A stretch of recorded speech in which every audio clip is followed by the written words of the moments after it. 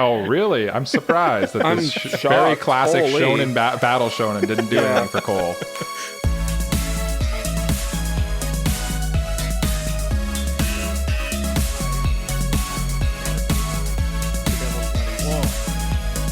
I'm sure it's happened, to be honest.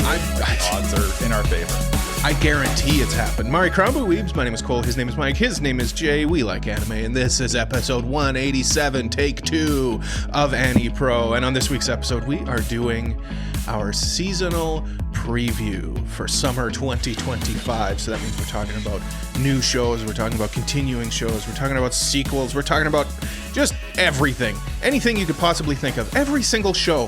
And if we forget a show, don't forget to comment in the comments that we forgot about some show that you're really excited about that no one else I'll come up here. I'll put a template for you. Comment, hey, you flippin' dinguses, you forgot insert show here. Yeah. I can't believe you idiots are allowed to talk into a microphone. Okay, and then just hit send. Yeah, and then thank you post for engaging with our video. Yeah. We appreciate that. And seeing as you're down there, why don't you hit like? Why don't you hit subscribe? We would appreciate that. That would be very as you're helpful. typing your hate comment, please hit like and subscribe. I like it. That would be a wonderful move. Well, that way from you. That way you can listen to when we do get to that show that you angrily comment about. That's true. Mm-hmm. That's true. Yeah, it's a preemptive like. Yeah. It's like a deposit. Yeah. Your like is a deposit. Yeah. And then what we're hoping happens is that you forget to unclick like, and then that like stays there. The follow-up where we talk about the show that we forgot about will be your return on interest. Mm-hmm. And also, if we didn't talk about your show, it's behind the paywall. We talked about it in Patreon. Yeah. There you go. Yeah, that's what's happened for sure. And if you say you're listening on not YouTube or something, and you're listening on Spotify, follow us there too, or Apple Podcasts, and rate us 5 stars. It actually really helps us out. Yeah. Hey, look at that. We did the whole I know thing. That's crazy. Wow, we're like professional podcasters. Almost 200 episodes in. By the way, we got to plan our 200th episode. That's we got to get on that. We're kind of worrying about Icon right now. Oh, by the way, seeing as we're doing this, come say hi to us at Icon as well next weekend. We'll be there. On fire today. I'm we will be there all weekend, Friday to Sunday, in the marketplace. I'm assuming, unless they moved all the outreach tables. We'll be posting stuff on social media as well. Yeah. So follow us there too. Oh my god! Look at me! It just comes naturally to you at this point, Cole. Yeah, I know. You're the host with the most. Yeah, it's true. Actually, I'm just gonna pat my back. That Please was do. Actually pretty good. Take a celebratory lap here. Give yourself a round of applause. You have that ability, don't you? Pretty good podcasting, I think. Yeah. How's it going, guys? This is, I alluded to it, this is round 2 of our attempt to record this wonderful seasonal preview. Yeah. If anyone's wondering what I'm talking about, our software just decided that this episode wasn't meant to be recorded the day we were supposed to record it. So here we are. And you know what? The vibes are good today, so I'm kind of okay with that, honestly. I'm okay with it too. We're doing good. I think so too. There's also a non-zero chance that the fragments of that episode will get uploaded to our Patreon. Stay tuned if that does happen. Potentially, because honestly, the vibes for that were also very good. Mm-hmm. Mm-hmm. Cole was big into it. He was like, "This is my dream." And it's died right before my very eyes. It was very disappointing. I'm not gonna. We usually don't kind of name drop the software, and we're not going to right now because I don't want to. No, you know what? Because generally it's good. There was obviously some kind of software outweigh the bad, and all software has issues. So yeah. But it was disappointing because we had a flow going. We were talking about Umamusume because that's game really just what I was excited about. Yeah. I finally got Gold Ship her championship today. Good job, Cole. I think that's why I'm so hyped. I've been on a streak too. Yesterday, I was staying up late because I was like, "Oh no, I'm finally going to win the championship with Ogre Cap." And I was just tapping away, and I did. Finally did it. She finally made it to the peak. Now, Mike, when you say late, how late are we talking? 9:30 p.m. No, for me it was 10:30, which is late for me. That's fairly late. I'm usually my head touches the pillow and my phone is on the charger around 9:30, but that's because I wake up at 4 to go to work. Yeah. But I'm not even gonna say anything about because I'm usually the same. I'm in bed around 9:30, but then I'll just fiddle around on my phone till 10:30 or so. Oh yeah. Yeah. It's not good for you, but it's so hard to fight it, you know? It's difficult. The And phone like is a powerful instrument. it's just part of the routine at this point too. And then Yeah. you know, shut it off and go to sleep. I do find that with like sleep, like honestly, the most important thing of all is routine. Like, you just got to have a routine for bedtime, you know? Nighty nights. Very true. Mike, have you tried Umamusume on the PC yet though?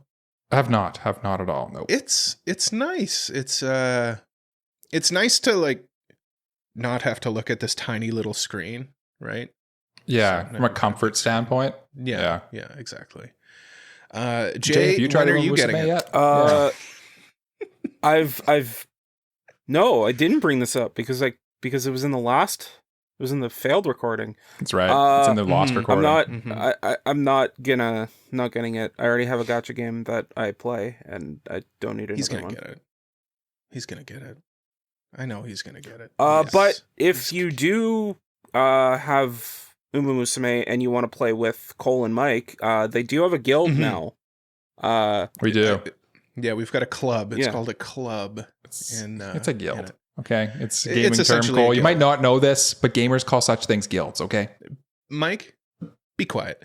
Yeah, it's called AniPro. You could look it up. It is. You can apply to join, and I'll probably let you in because what's the harm? Yeah, There is limited room though. I liked your comment on it. Was like, you do whatever the hell you want. There's no competitiveness to this at all. Yeah, no, We're just happy to be here. Yeah, and I think before recording, Mike, you finally got your win with Tokaiteo as well. I have won, I Congratulations to think, her. 4 times now. Yeah, Tokai Teo and Oguri Cap eluded me with the wins. Because I figured out, by the way, the secret, if you're playing this game and you don't know how to win easily, you just you pick a front runner and you just invest all your points in speed. That is one way to cheese the game, yeah. It's the cheesiest way to win, yeah. The strat is at the start of your career, when you've got like long stretches between races, you have to like level up your card friendship levels to max them out. Yes. And then once you get there, then you start actually like game now. And then you start putting in points into like actually what you need. So like Gold Ship, yeah, she needs speed, but like she needs stamina, lots of stamina. So yeah, they're all different. They're all different. I think we're boring Jay to tears though.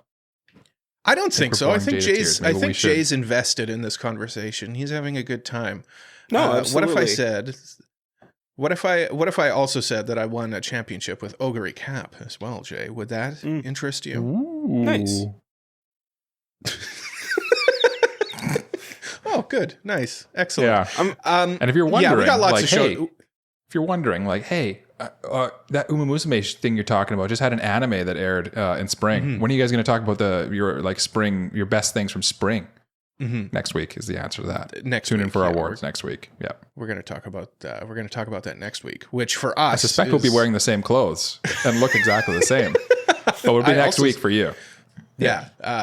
We did laundry in between and all of that. Yeah. It's not gross. It's like to be wearing the same it's like The Simpsons. We have a wardrobe full of like the same outfit.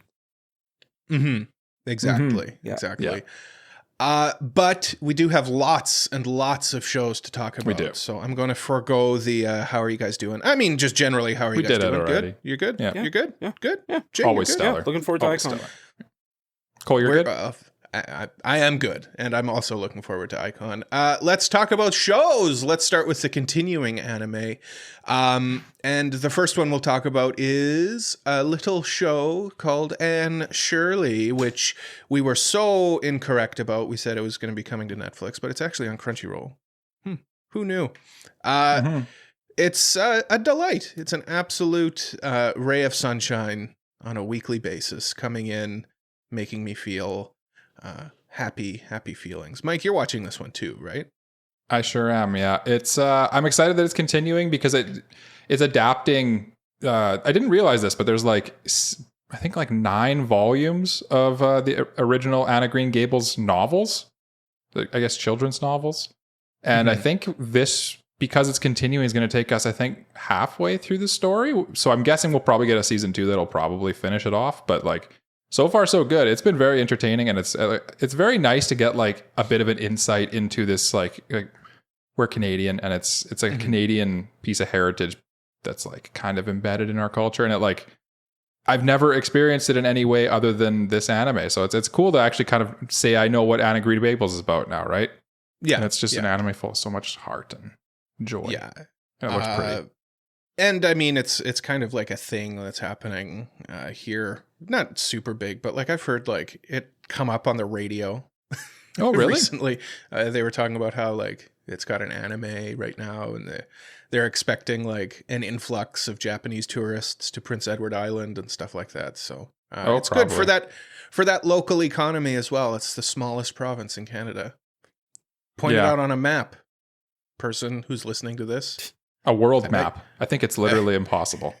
It would be very difficult. Yeah, But we got another show to talk about, and that, I hand the conch over to Michael.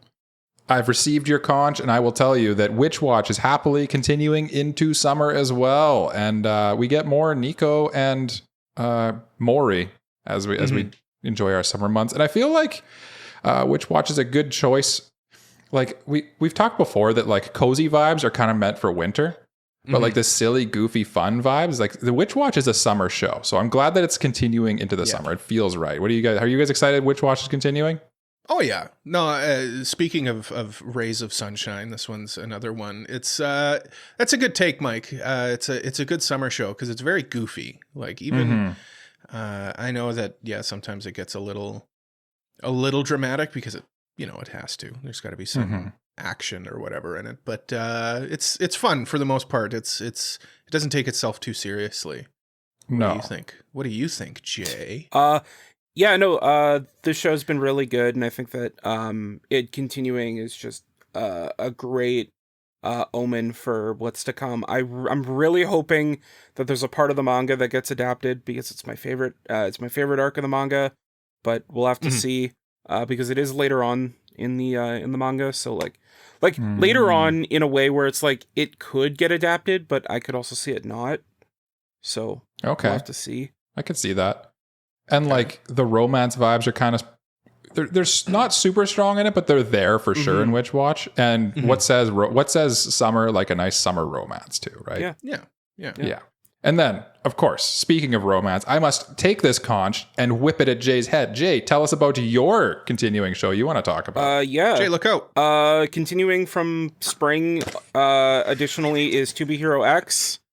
The Donghua from last season that kind of just blew up and has been a really, really fun ride, I would say.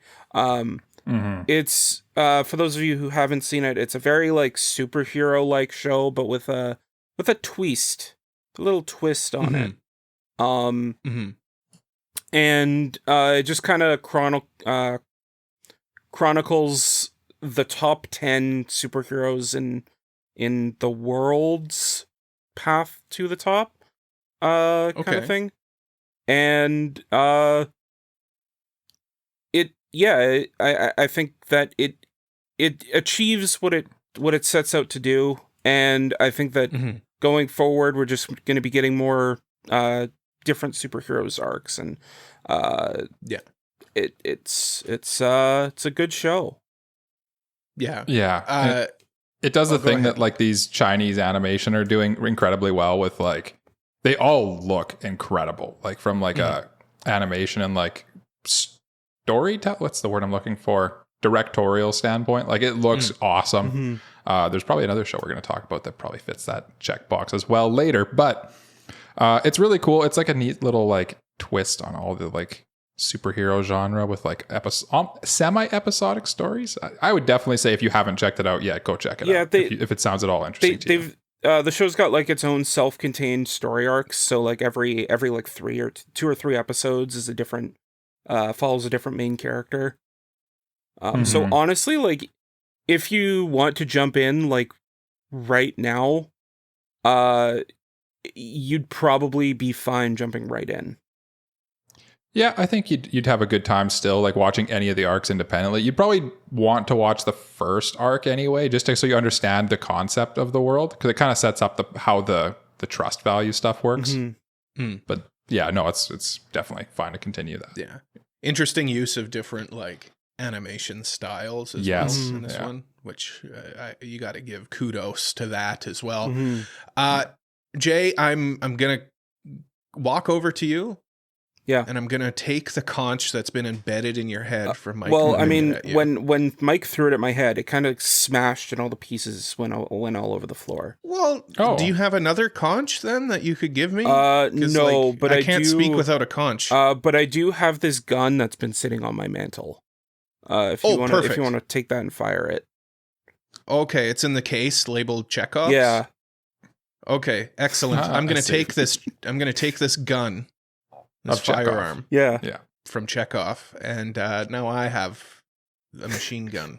Ho ho ho! Returning anime. So these are shows that are no. Oh, by the way, all three of those shows are all on Crunchyroll. This next show is on High Dive, and let me tell you, this is probably my most anticipated show of the season. Unfortunately, it was ineligible to be drafted because it is a sequel. I want to just lead off the discussion on Call of the Night Season 2. Nanzuna's back, and just absolute vibes are back. I'm looking forward to this. I love the color palette of Call of the Night. I love just everything about it. It's so chill, but at the same time, like spoopy a little bit. Yeah, because it's about vampires.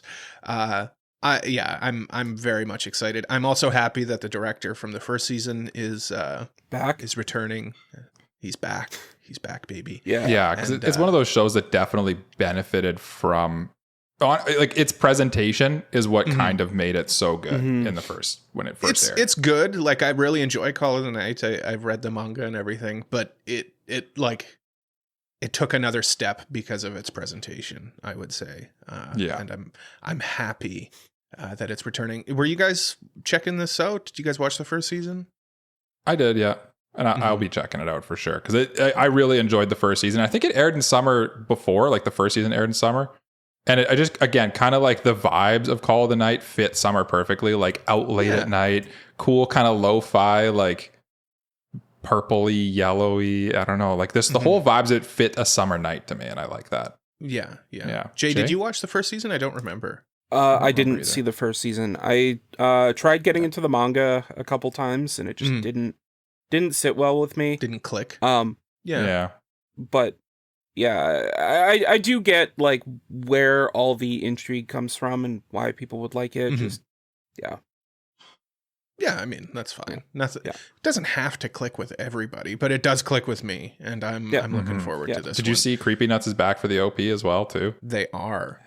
Who else would do the OP for Call of the Night? Which is cool because aren't they fans of the manga? Wasn't that how they got the first gig in the first place? That's kind of cool. Yeah, the ED for Call of the Night, the first season is like, if you translated it, it's Call of the Night. The name of the song is the name of the manga. Call of the Night. Yeah, Japanese.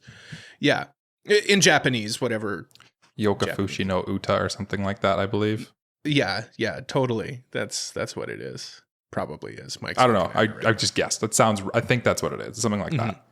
Yeah. Mikey. Hi. Look out. There's another show. Whipping the gun Speaking at of shows that have OPs by Creepy Nuts. Yeah. Not this time. Also, yeah. Do they? Not this also time. Have like cool vibey like craziness. Yeah, this one will not be a Creepy Nuts OP. No. It's at the end. Cole was on it with that one. What show are we talking about, you're wondering? It's DanDaDan Season 2. You've probably watched first Season 1 very recently, because this is a pretty quick sequel for such a highly like produced show. They must have known that it was going to be successful. For the record, this one's going to be on Crunchyroll and Netflix. The last one's going to be High Dive, obviously. I don't remember if Cole said that. I did. Yeah. And like basically DanDaDan, you kind of know what this is about. It was super, it was probably the most popular anime of the last 6 months, I would say. I'm expecting, because it's con season, I'm sure you'll see lots of DanDaDan cosplays everywhere this year. That'll be interesting. Lots of momos, and lots of okaruns. Basically, I'm excited because this is going to go into the arc of like basically Gigi, another side character's story. and it's going to be a lot more detail into that. So that should be a lot of fun. There should be some good action coming in this season as well, and like just kind of crazy zany vibes. It'll be a lot less episodic from here on out, which is kind of a good thing as well too, because the first season kind of was sort of monster of the week for the first little bit, and then it sort of settled into its groove. Now, from now on out, I think it's just going to be more arc based, which is a good thing because now all the characters are set up and stuff. Are you guys excited for DanDaDan season 2? I am excited for DanDaDan season 2. I do just want to get on my soapbox here. Just hold it up. Yeah. It's well worn. Listen. Yeah. You make a movie. Right? And then you just re-release the movie as the TV show. And I don't really like this trend in anime right now. Okay. Like Demon Slayer did it, and I just think release the movie as a movie and just continue the show from there. I just don't like that they can release it both times. So then, like, why would I go see the movie? And why am I waiting for the continuation of the story longer than it needs to be? I know why before you guys give me the money. Well, no, sign. I actually had a different explanation for this one. Oh, okay, go ahead. Well, this was always intended to be a show. The DanDaDan movie was just like a premiere for the first 3 episodes. Yeah, that's really how I look at it too. Is the movie, quote unquote, they just call it a movie because it's in a movie theater, but really you're watching the first 3 episodes. Right. It's that's how I look at it. Well, that's what it is. But then they also then they also released the show. Yeah, because that's what it always was intended episodes. to be. You're really just paying, like, I look at it as an early watch party is really what it is. That's exactly what it is. Yeah. I guess. Jay's just being spicy. Jay's rare. This is a rare case where Jay's technically wrong and Cole's right, because technically they do release it as go see the DanDaDan, the Evil Eye movie in theaters now. Yeah. Because so therefore you got to market it. Exactly. But like we're all agreeing, I think, on this one, I think. Yeah, I just just release it on the television screen for me to watch on the television. They will. It feels. But if you want to watch it early, you can pay $15 to watch it in theaters. It feels predatory in a weird. It is, in a slight way. And we'll talk about this in a later show. But like, when they release movies, a lot of the time they might not even be as accessible, and then they'll release a sequel to that movie. And it's like, but I can't watch the previous one because I didn't get to see it in theaters. Yeah. And movies just don't do as well on like Crunchyroll and stuff too. Like I'm thinking of Kaguya-sama. Yeah. Did any of you guys watch the movie? No. They didn't even release it on Crunchyroll. They released it as a 4-part anime, basically. Yeah. Well, I'm off my soapbox now. Okay. DanDaDan season 2 looks good. Watch it. Crunchyroll, Netflix, dubbed for sure. I wonder if they'll do same day dub again. I'm hoping. But yes, Jay, you have a show you're very excited to talk about, I'm sure, because this is a sequel to one of your favorite properties of all time. Yeah. Speaking of movies that didn't get put anywhere, and then they made a sequel to it. Rascal Does Not Dream of Santa Claus. Like I said, they made 2 movies following season. Well, 3 movies following season 1. The first movie is on Crunchyroll, so you can watch that. The 2 movies following that movie, good luck, enjoy. Yeah, were they even released over here? Because I remember you and I went and saw. Okay, well, one of them was like you and I went and saw one of them. Yeah, the second, I think the second one was as well, but then they missed the third one. Okay, that's weird. What are the 3 of them called? Rascal Does Not Dream of Dreaming Girl, Rascal Does Not Dream of a Girl Venturing Out, and Rascal Does Not Dream of a Knapsack Kid. We saw the first one. Yeah. We saw the first one. Yeah, the Dreaming Girl one. Yeah. And it was Knapsack Kid's the one? No, the Knapsack Dreaming Kid's Girl. not available? Knapsack Kid and Girl Venturing Out are not available. Oh, that sucks. Yeah. So good luck to people who want to watch that. So yeah. If you want, but I think they're pretty like standalone stories though, so it shouldn't be kind of. There's like a couple of like background things that are told, and honestly, with the with the last 2 movies, there's like a couple of things that are introduced that carry on into the college arc, which is what this season is. It's the college arc of the Rascal series. So all the main cast is in college now, and they've still got people dealing with puberty syndrome. So, yeah. I'll probably check out an episode or two of this. See how lost I feel. Yeah. It was good. I did enjoy Rascal Does Not Dream of Bunny Girl Senpai, etc., etc. What I've seen, I've enjoyed.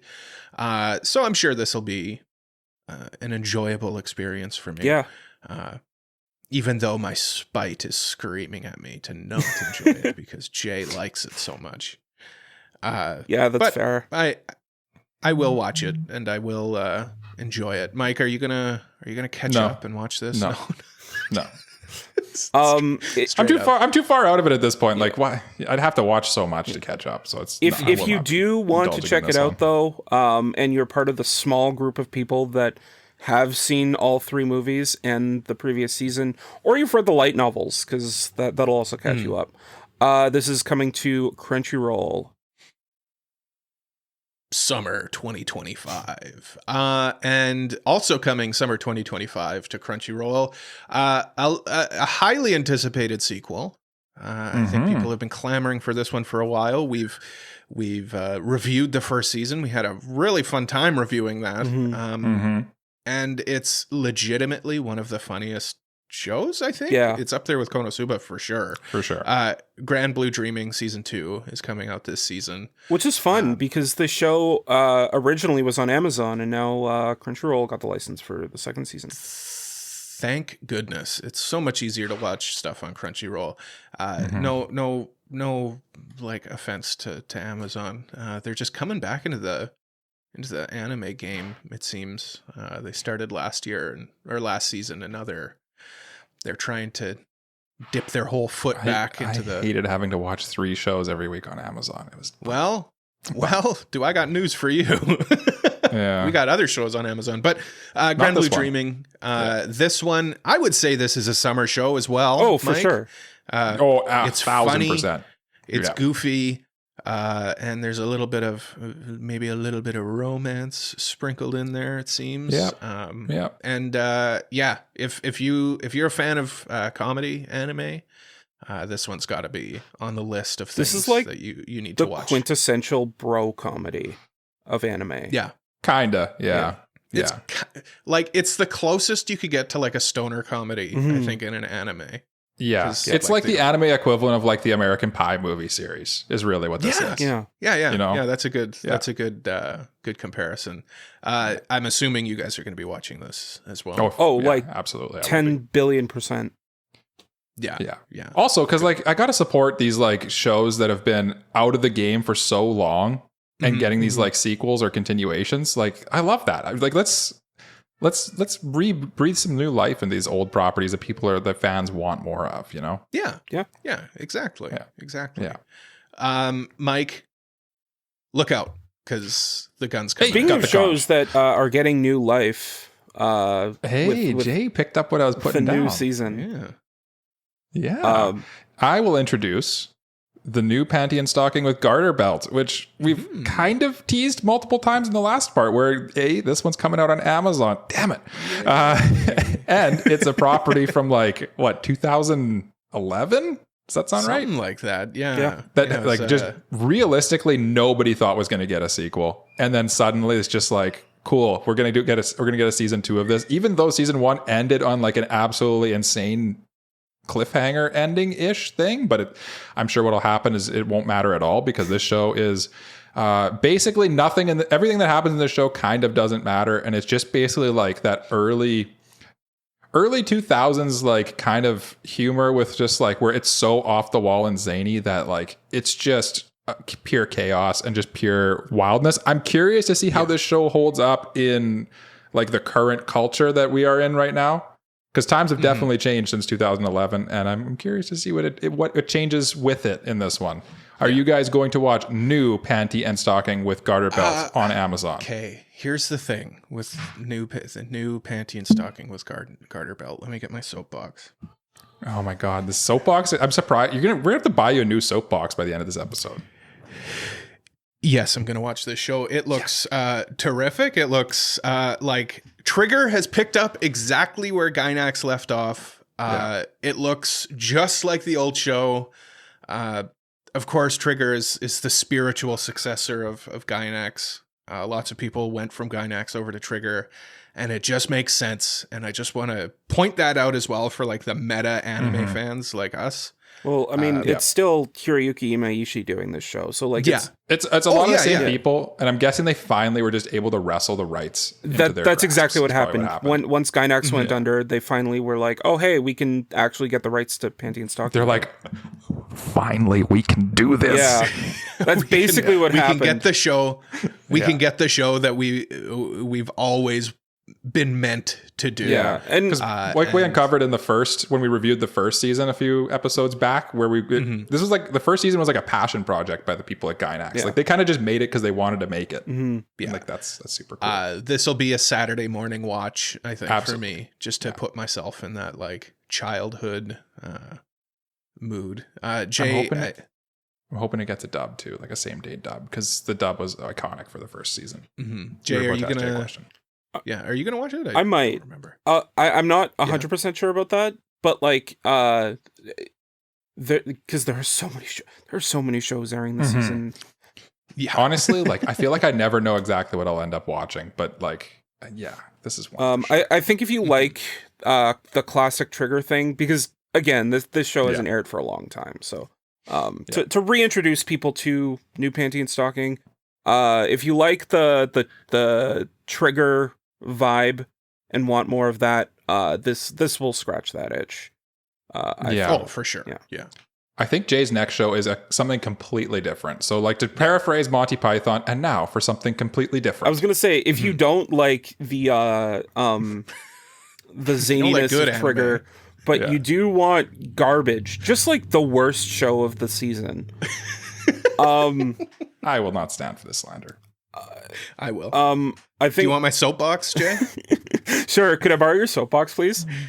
Yeah. Hold on. Clunk, clunk. The Foley work is incredible in this episode.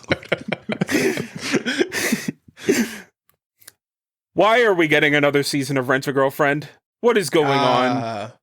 Because it's good. Because we must. It's all a trick. Let me remind you all. This is not Rent-A-Girlfriend season 4. This is Rent-A-Girlfriend, the recut of season 1. Is it? What? Or are you making a joke? I'm making a joke. I think it's Jay making a meta joke. Nothing ever changes. Yeah. 100% agree with Jay. It took me a second to understand what he was putting down, but I picked it up and I'm like, ugh, it's all sticky and gross. This is probably a show. I'm gonna go out on a limb and say I'm probably not gonna check this one out. But for those of you who are watching this, contact me. I will put you in touch with mental health professionals who can help you. We might as well DM me that, because I'm gonna watch this. Honestly, I enjoyed season 3. I don't know. I haven't read the manga, so I'm not as jaded as you guys. I don't follow it as closely. I feel like the closer and more deeply to your heart you hold Rent-A-Girlfriend, the more you hate it. So it's kind of like, if you're just casually into like kind of trashy romance, it's fine. Oh, and it is a trashy romance. Yeah. That's what it is. And if you're just looking for that, then that's fine. Yeah. I mean, it's got its charm, I guess. There's definitely charm to it. Named Chizuru and the cast, really. This season is going to have the infamous pool scene in it. Yes. Don't know what that is, but that's okay. Don't tell me. If you've seen the memes and you're like, what's going on? You're going to find out this season. Look forward to it, or don't. In fact, you probably shouldn't. I shouldn't. Just go into it. Yeah, don't look it up. But if you are looking forward to it, that's a Crunchyroll show as well. It's getting a dub. Jay, can I have my soapbox back, please? Yeah, for sure. Here, Cole's gonna talk. Yeah. Okay. Actually, I'm gonna chuck it at you. Okay. There it is. It took a while. Yeah, that's airmailed a little bit. Yeah, I had to fly across the city. Thank you, though, Jay. Yeah, no problem. But speaking of shows that are coming back with more romance, I think it's Cole's turn to talk about. Yeah. That's correct. This returning show. I just put down my soapbox to just make a public You can't possibly have a announcement. soapbox take on this show. I just have a public service announcement to make. Ladies and gentlemen, My Dress Up Darling Season 2 is starting on Crunchyroll this season. Make sure you watch it because this is actually a good show. Go figure. I'm excited. I've been excited for Season 2 of My Dress Up Darling since midway through Season 1, probably. Oh, all right. Relax, phone. It's okay. Yeah, My Dress Up Darling is just another delightful summer show. Perfect show for the summer. Romance vibes, comedic vibes, good animation. Pretty good insight into like cosplay and clothes making. Yeah, as well. Yeah, it's dare I say, a perfect summer show, I think. Oh, Mike? It truly is. Yeah. And I'm so excited. I actually finished the manga on this one, and I'm excited that this is continuing because this arc is pretty good as well. Like, it kind of delves more into the romance feelings, I would say, this season. Like, kind of like we said with DanDaDan Season 2, like this arc is going to be a little more focused than the last one. And I'm here for it, actually. And frankly, it's getting a dub as well, which is awesome. Jay, are you excited for this one? I am looking forward to it. I think that Cloverworks is going insane, making 3 romance shows, and all 3 of them are debuting in Japan on the same day, July 5th. The trifecta. Yeah. Yeah. They did a nice little like art for it as well. The three main characters from their shows that they're doing, and it was nice. Yeah. It was cute. Yeah. I feel like the production for this show has gone up. Probably got a bigger budget to work on it because it was very successful. And yeah, if you liked season 1, season 2 is going to be a very big treat for you. 100% agreed. And I did like season 1, and it is going to be a nice little treat for me. A delicious, scrumptious little appetizer. I'll say appetizer. Yeah. Mike, think fast. Hi. Okay, I've picked the ball up off of or the whatever. Let's ditch this metaphor. Yeah, it's a gun now. We've got a gun. We got a soapbox. Let's just talk about damn anime here. So one of the shows that I'm also very excited for this season, that's also coming out on Crunchyroll, also will be dubbed, and also is a sequel. This one's actually like season 3. It's doing the Attack on Titan season 3, the final season, part 2. Anyway, it's Dr. Stone Science Future. Basically, this one we're going to speed it up a little bit with this one because if you know what Dr. Stone is, Senku and his buddies. They're traveling the world trying to go to the moon and take on the stone villain stuff happening, except like there's like an evil Senku who's kind of after him that he's sort of working with. And yeah, it's going to be exciting. It's more Dr. Stone. I'm very excited for it. I've been a Dr. Stone fan since day one. He was a day one. He was a day one. Yeah, he was. And I remember. I'm here I read the manga when it started. I've finished the manga as well, and frankly, they're adapting at a freakish pace, but it's actually been kind of working out okay. I've been enjoying it, and I will continue to enjoy it. You two can continue to hate it. That's fine. Jay, tell me about your next show. To be clear, I don't hate it. You do. You do. I'm indifferent to it. That's fine. Okay, Jay, your next show.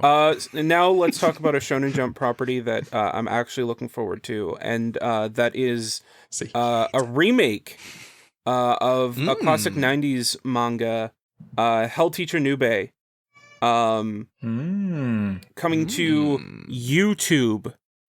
That YouTube, ladies and gentlemen. Interesting move. YouTube. Jay, you're looking forward to this show. Yeah. So much so that we're breaking the break in case of emergency. Also break when the first show that was drafted is mentioned. Jay drafted this I did draft this show. It was eligible because it's a remake, so it's not a sequel. And yeah, I'm looking forward to this show. It's essentially a horror comedy kind of thing about a teacher that is also a shaman that protects his students from different yokai that that haunt them. Mm-hmm. It looks fun. This is like the one Shonen Jump property that I've never seen, and I'm looking forward to finally being able to cross that bucket list item off when the show comes out. Yeah, I think when you drafted it, you mentioned that it's like a bucket list item for you, which is kind of cool. Like to be like, oh, I've been curious about this for a long time, and guess what? I just got to wait for the remake anime. That's kind of a cool feeling. I feel. Yeah. It does look fun. Definitely, it gives that like vintage shonen vibe, obviously, because it is a vintage shonen. Also, speaking of summer vibes, I feel like this is a summer vibe show as well. There's something about horror as well. It's kind of summery in a weird way as well. So kind of horror comedy-y a little bit. Yeah. I'll check this one out. I'll see how I feel after the first episode. Yeah. It looks interesting, definitely. Mike, what do you think? I suspect this one for me is going to probably fall to the just not enough bandwidth curse, honestly. Is probably the issue here. So, yeah. It's interesting that Mike would say that, considering he's wearing his like who's that slasher villain that goes into dreams? Freddy Krueger. He's wearing his Freddy every time Krueger I wear a shirt. striped shirt on the podcast, Cole points it out and makes some kind of. I have a blue one too, and I think you call me Popeye when I wear that one. No, I haven't. No, there is the Beetlejuice one as well. Beetlejuice, that's it. It's Beetlejuice. gray. Well, I haven't come up with one for the blue. Well, come up with the blue. No, it's gray and blue. While we're speaking, Beetlejuice Cole, while we're speaking of monsters, why don't you talk about this one show about that one monster? That's right. It's got a number, and that number is 8. Kaiju number 8 is coming to Crunchyroll again, season 2.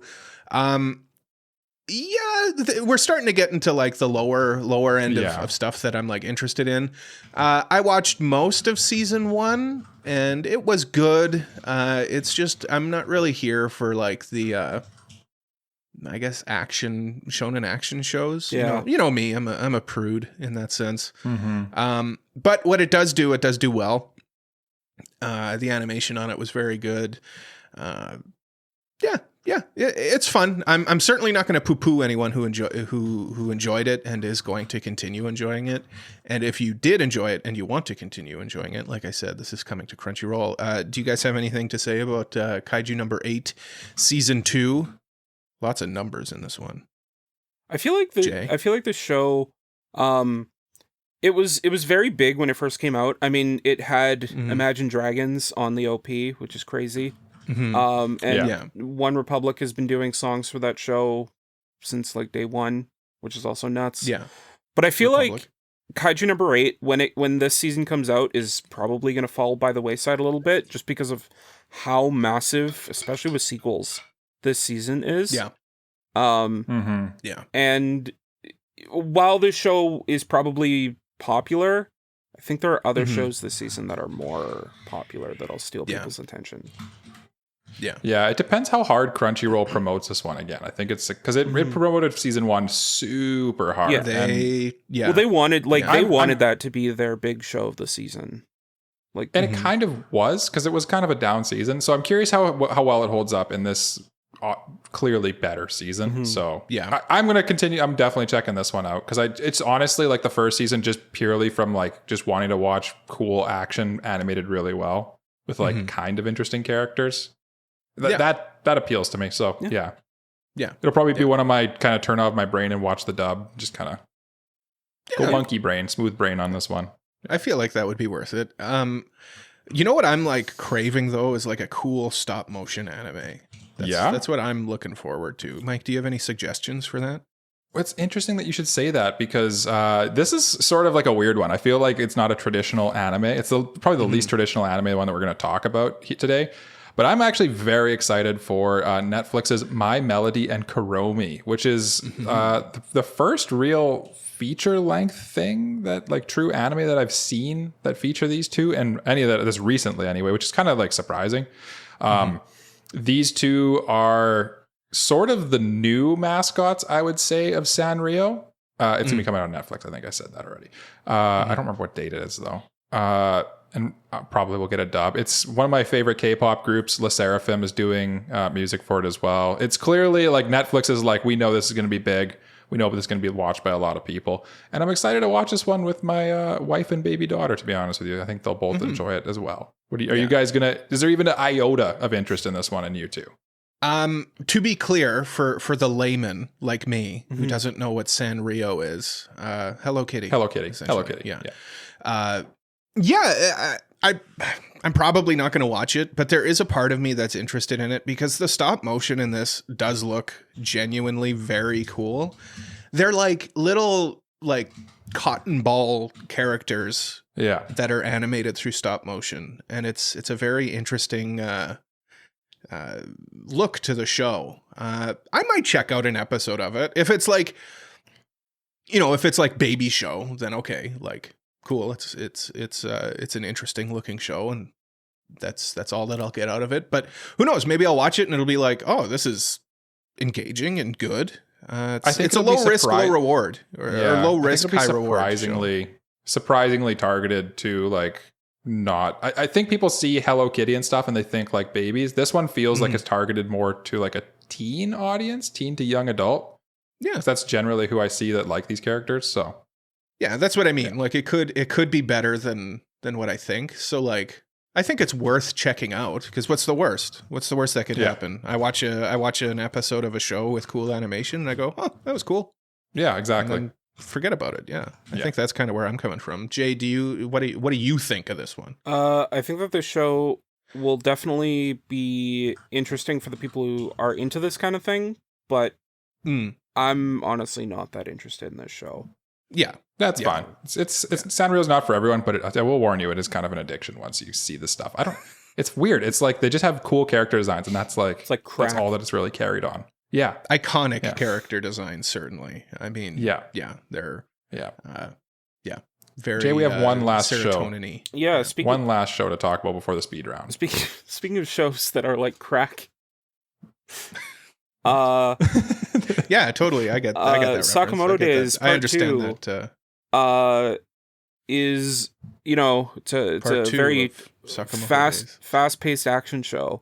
So it's a crack. But I think that Sakamoto Days has been doing fine with its adaptation. It just kind of sucks that like it's not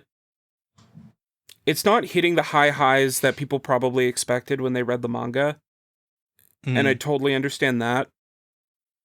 Not that the production's bad, just that it's not great. Right? Yeah. I will say this was the one show when it was coming out that people were like asking me about. They're like, "Are you watching Sakamoto Days?" And I said, "No, get away from me. Why are you in Netflix promoted this one real hard, which is probably why." And this show is coming back to Netflix this season, and I feel like if you did enjoy Sakamoto Days, you're gonna have a good time with this season. If you didn't, I don't think anything's gonna be done in this season that's gonna bring you back. And the thing that kind of sucks about this adaptation is, from what I can tell, it has done nothing for manga sales.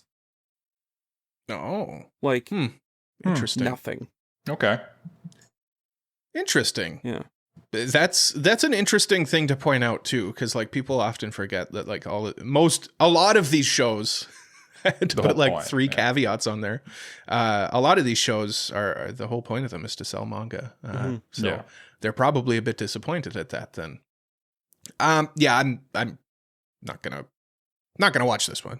I'm not excited to watch this one. I might watch it just because it's an easy one to watch again. Kind of similar to Kaiju, my feelings on Kaiju number 8. I might check this one out. I didn't love season 1, but it was an easy watch. And I feel like it's going to be very similar to Kaiju, where like it was popular in the season that the first season aired, but now that it's in a larger pool, there's tougher pool for sure. Yeah. It's not the big fish anymore. Yeah. No, it's just another fish. Yeah.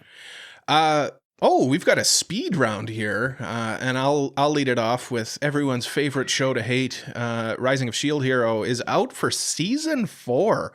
This is the show where nobody's like, I'm a huge fan of Rising of the Shield Hero, but somehow it still continues to go. and now it's on season 4. Is it season 4? I thought it was season 2. No, it's not season 2. Season 2 is the turtle. We're well past season 2. Remember that turtle that they fought and then fought again and then kept fighting for the whole season? I didn't watch season 2. You don't even remember the turtle. I don't even know.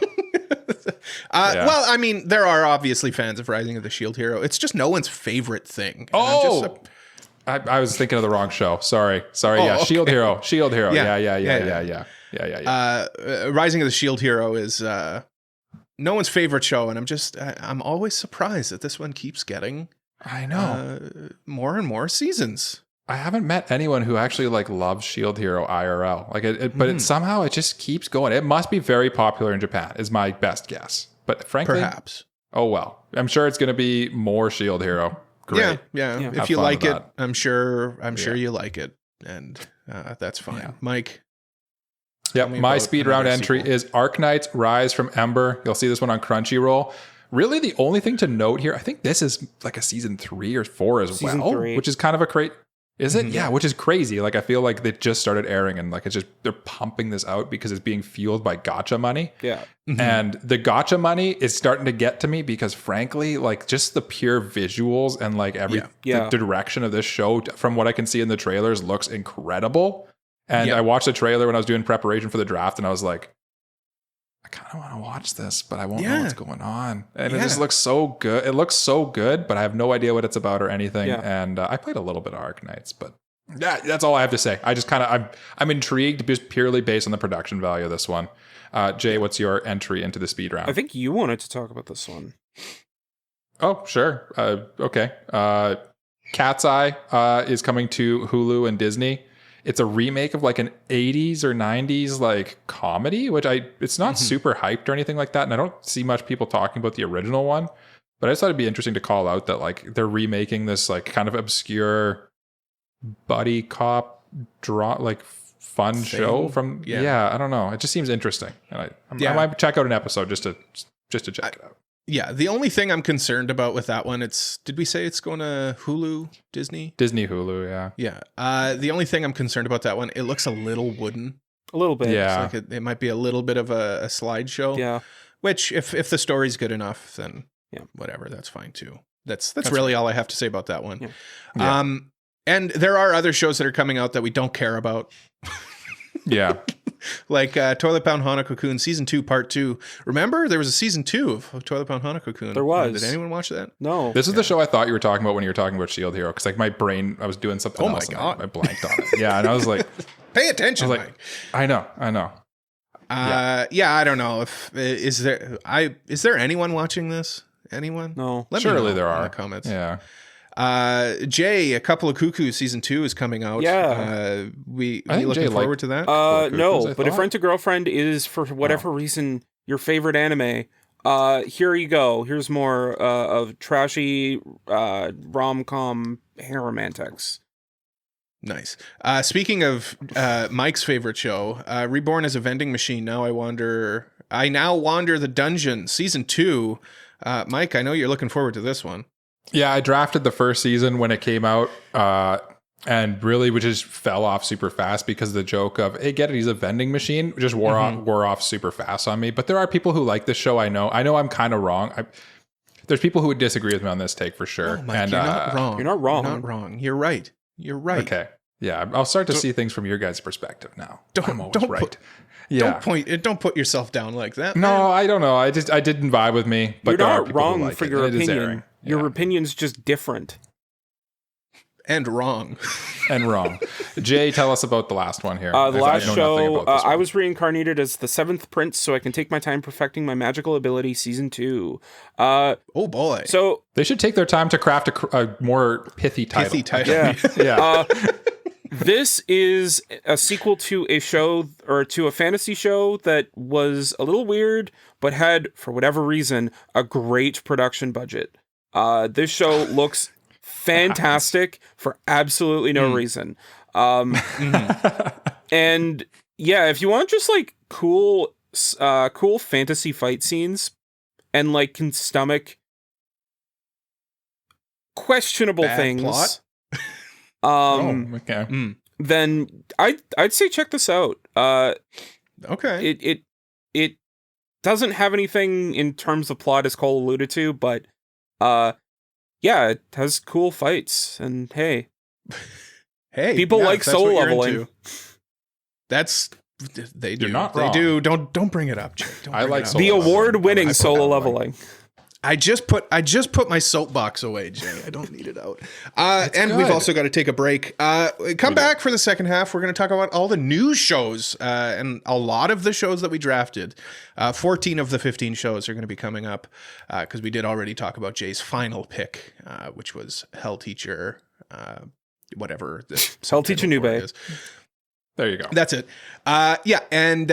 Second half, we'll talk about all the other shows that you're probably already in the comments saying, you guys forgot about that show about the guy who, whatever. Anyway, yeah, let's go to an break. An ascending break.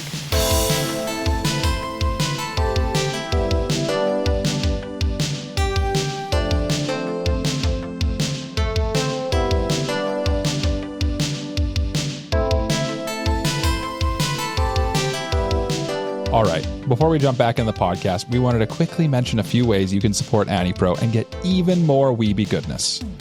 First, our Patreon. Want early access to the episodes? Boom. Monthly bonus episodes? You got it. Plus, your generous support on Patreon helps us cover the cost of producing the podcast. Also, we're always hanging out with the AniPro community in our Discord server, talking about anime, manga, video games, and debating the best condiment for a hot dog. Come join the fun. And finally, if you're enjoying the show, please take a moment to rate and review us wherever you listen to podcasts. It makes a huge difference in helping other listeners find us. Seriously, it would mean the world to us. Thanks for listening. Now let's get into that second half.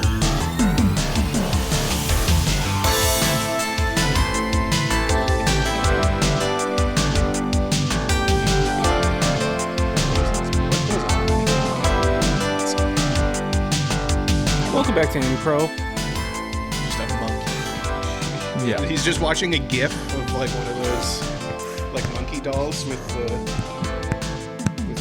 symbols. Yeah. Yeah. Well, Jay, I like that. I didn't want to interrupt your tease sesh where you make fun of me all the time. Well, I mean, you're just sitting there not talking to us. So yeah, what else are we gonna do to get your attention? So anyway, welcome back. We've got a whole lot of new shows coming up. These are all the new non-continuing shows that we think you might want to look into if you haven't already. You might want to look into these shows. Some of them anyway. We're probably going to look into them. Yeah. And maybe we not, did. though. We already looked into them. But we might continue our research further. I was forced to sit in the proverbial, thank you, Jay, proverbial chair by Jay. Jay strapped me in and hit me multiple times just cuz, and then we watched trailers together, and now we're going to talk about these shows. Mike wasn't available for the chair. He was probably wise to do that. But let's kick off the second half, and I'm going to talk about the show that I drafted. You did. First round. This is true. First overall. I did the research. This is true. I guess we should It's not say. a lie. It's not a lie. I guess we should say this is kind of the announcement about who won and who lost. No, I was going to do that. season's I was going to draft. do that next episode. I was going to do the announcement. Well, I mean, okay. Well, then okay. I will Sure. keep. I guess cat's out of the bag. I lost because I got the first overall pick. But the other two, it'll be a mystery. Maybe Jay wants to hide it because Jay maybe he got the first overall pick. Who knows? Oh no, wait, I got the first overall pick. Maybe Jay got the third overall pick. Now it's a mystery. Who cares? Tell me more about this show. The first show we're going to talk about here in the second half is The Fragrant Flower Blooms with Dignity, which is coming to Netflix on a wonderful release schedule, Jay. Oh, boy. Yeah. So, Cole, remind me, when is it coming out? September. It's coming out September. What are they doing? Why are they doing this? Why do they do this to me? You know what else sucks? What else sucks, Jay? Not only is it coming out September 7th, which does suck, but elsewhere, in places like Asia and Indian subcontinent, or like India and places like that, they're getting it just a week late. Yeah, no, it's because they knew that I was drafting this first overall. They're piped in. They're piped into our Patreon. And they knew that I took this first overall. Well, you gotta have. Like, you always have to have a show that doesn't air. It is the tradition. It is the tradition. And frankly, Cole, like from a meta standpoint of like trying to win the right to have the first pick in the awards, this works out well in your favor because the only people who are going to be able to watch it on sites like AniList, which is what we use for our ratings, are the people who are willing to do the extra mile to go watch it because they're already interested in it. So. That's true. This could work out in my favor, but it doesn't work out in my favor in the sense that I want to watch this show. I actually want to watch this show. I think we can find a way for you to watch it. We did a review of the manga recently, which we all enjoyed, and this show looks pretty AF. Another Cloverworks show. I think we're all looking forward to this one. If I don't want to speak for you guys. I definitely am. I think that this show's also like getting very, very popular. It's doing the Jujutsu Kaisen thing where people on TikTok are posting memes about the main girl Waguri. And like the meme is called like the Waguri effect. They're saying she's like the most powerful character in fiction, and it's really funny. I haven't seen this. Actually. I might have to do it. I'll have to do some research on that meme. It's basically the Fragrant Flowers equivalent to Lobotomy Kaisen. Okay, I buy it. I'm into this. I'm gonna have to incorporate this into my algorithm, my brain rot algorithm. Yeah. Is the show itself going to be integrated into your algorithm? Yeah, I'm going to check it out. It's just because like purely from like we reviewed the manga a few episodes ago, and like it was good. It's not my favorite thing, but I think it'll be a good show for me and my wife to watch together because and I'm sure it'll be like the production value, and I'm sure it's getting a dub too because it's on Netflix. I'm almost certain that it's getting a dub, and I'm pretty sure that the reason they're waiting to release it all at the same time.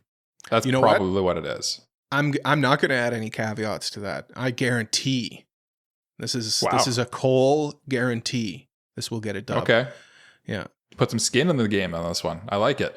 But yeah, it just seems like it's a slam dunk. It's an obvious slam dunk as the number one show of the season. I feel like if I had to put money on what show is going to be the highest rated show of this season, my money'd go on this one. Probably. Yeah. Thank you for making me feel better about myself.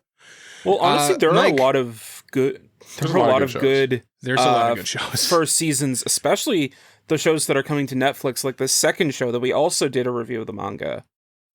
Thank you, Jay. We also reviewed The Summer Hikaru Died, which is also coming to Netflix and also projects to be one of the best shows of the season. So you, dear listener, should check it out. If you're curious what it's about, go back, I think like 20 or 30 episodes and listen to our review of the first 3 volumes of the manga. All 3 of us enjoyed it, I remember. So that's a good sign because usually it takes something has to be pretty good for all 3 of us to agree on it, to be honest with you, because we like to disagree with each other, and to like despitefully agree with each other it just must truly be worth watching. And like the production values of this one seem pretty nice. It's honestly like it seems like a cool kind of horror-y vibe for the summer as well. It's got those kind of like yaoi vibes a little bit, but like it'll be good. I think people are very excited for this one, and I think it's going to be like it's pretty popular on AniList, but I think it'll be like a dark horse pick in like the normie stream. You know what I'm saying? Like the less hardcore fans might not know what this is. It'll be like, but you can recommend it to them. Like you have a friend who's casual about anime, you can be like, oh, you like kind of cool artsy stuff?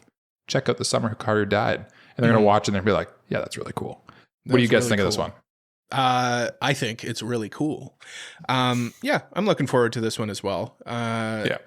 A lot of time, there's always a part of me though, like when a show is being adapted into an anime from manga that's well respected, there's always that part of me that's like, are they going to be able to do it justice? Are they going to be able to make this work? Yeah. And I hope they do. I hope they do. There's nothing about this says that it's not going to.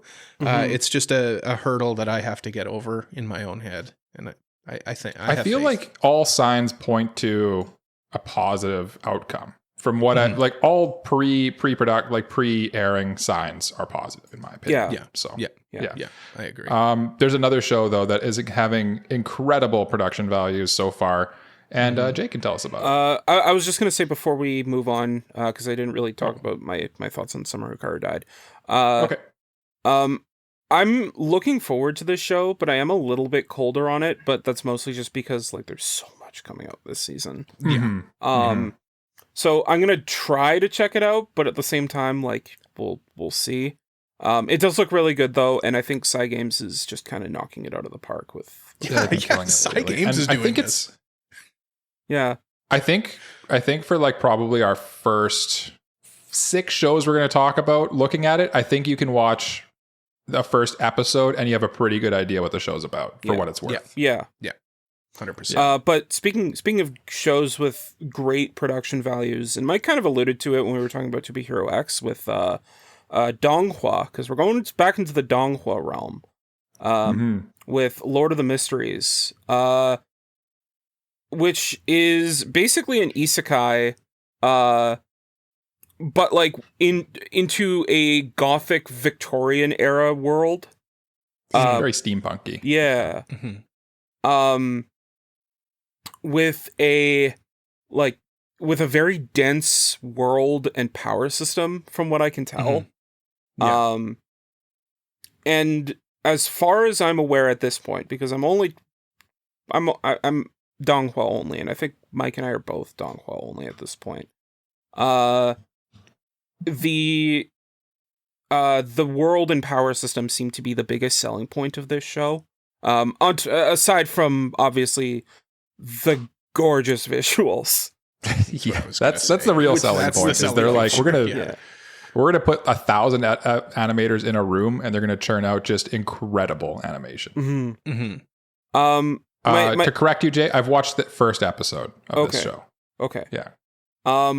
I have heard, and like I feel this way having watched both episodes, that the pacing is a little bit off for the first 2 episodes. Yeah. It is lightning quick.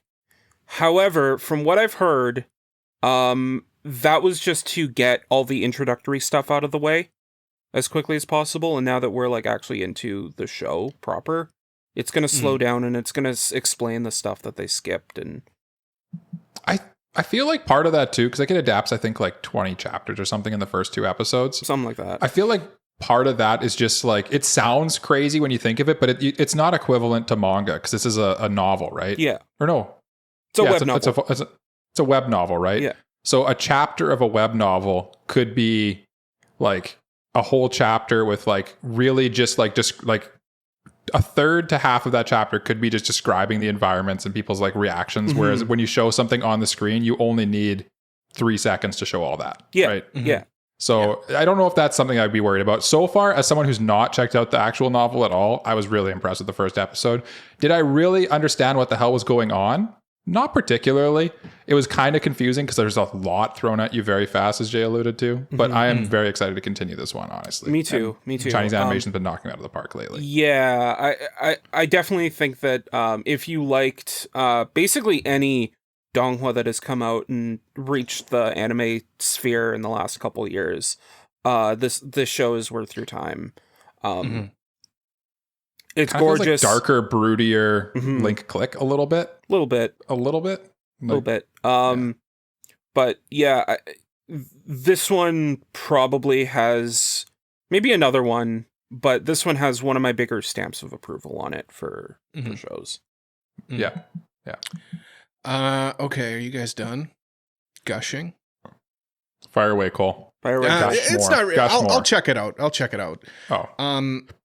I feel like the trailer didn't do a good job selling itself to me. It was way too dense with the visuals for me. I didn't know what was going on. And I hesitate to say this because I know that people you know what? Whatever. I'm used to being crucified. I was getting Gohan's vibes from the trailer. If I'm honest. I get that a little bit because it does do too much a lot of the times, but this is maybe it was the trailer showing off too many money shots where I just needed to what does the show just look like when it's not going insane? Kind of like that. Yeah. To answer your question. If that's what it looks like all the time, then that's too much for me. I need some time continuous. To breathe. Yeah, but it is pretty you can't. For me, I couldn't take my eyes off the screen when I was watching. Yeah. If the first episode's out at this point, maybe I'll check it out and first two are out. Report back. And it's weird too because we did talk about how the pacing is really quick, but if you look at it, each episode is 35 minutes long. Yeah, which that's longer than a normal episode. It's a long episode. Yeah. Yeah. I always appreciate too when creators of the anime that we talk about say, you know what, I'm not even going to be bothered by the 23.5-minute runtime that obligates most shows. I'm just going to tell the story in however long it takes. And I know what, I give things props when they do that. So yeah, that's true. That's Crunchyroll, by the way, right, Jim? Yes. Crunchyroll. Yeah, Crunchyroll. Okay. Next up is a show that I am looking forward to, and I think the trailer did a good job of selling itself to me. Yeah. City the Animation is coming to, unfortunately, Amazon. I'm so sorry to all of the Nichijou fans out there. The spiritual successor of Nichijou. This is another manga that we reviewed. Yes, City is another manga that we reviewed. This is... I think we did it on purpose, if I'm honest. I think we did it. We generally do. The next one's also a manga we reviewed, but we'll talk about that in a minute. City the Animation just feels like it's picking up exactly where Nichijou left off, but just with a little bit more polish. This is KyoAni again doing the animation, and it looks wonderful. It looks like an absolute delight. You're not coming here for a super intricate plot or anything like that. You're just coming here for some zany antics, and that's what I'm here for. That's why I drafted this. Or no, Jay drafted it. I'm sorry. Jay drafted it. Jay drafted it. I think there was a lot of intrigue in this draft, to be honest with you. That's why it's confusing who drafted what, because people who are most interested in things didn't necessarily get the opportunity to draft them. Yeah. I think that this show is very good for that slapstick comedy, and if that's your sense of humor, you're gonna enjoy watching City. Like Cole said, it's very episodic, so it kind of feels like that. I need a good laugh this week. What can I put on? Yeah, exactly. Yeah, Mike, are you gonna be checking this out? Oh, see, I didn't love the manga. I thought it was funny. And I thought when I watched the trailer, I was like, oh, okay, you know what? It actually in a visual medium, it kind of works better for me, I think. Because the gags, jokes work better in action, I think, in actual motion. And I think something like this, a slapstick manga like this works better in motion particularly. So I'm kind of excited to check it out for that. The only thing is I just could see myself not maybe being hyped to watch the episode every week because there's no through line story to keep pulling me back in. And those shows just generally challenge me. So I am probably going to watch an episode just purely because it looks like just beautiful KyoAni goodness.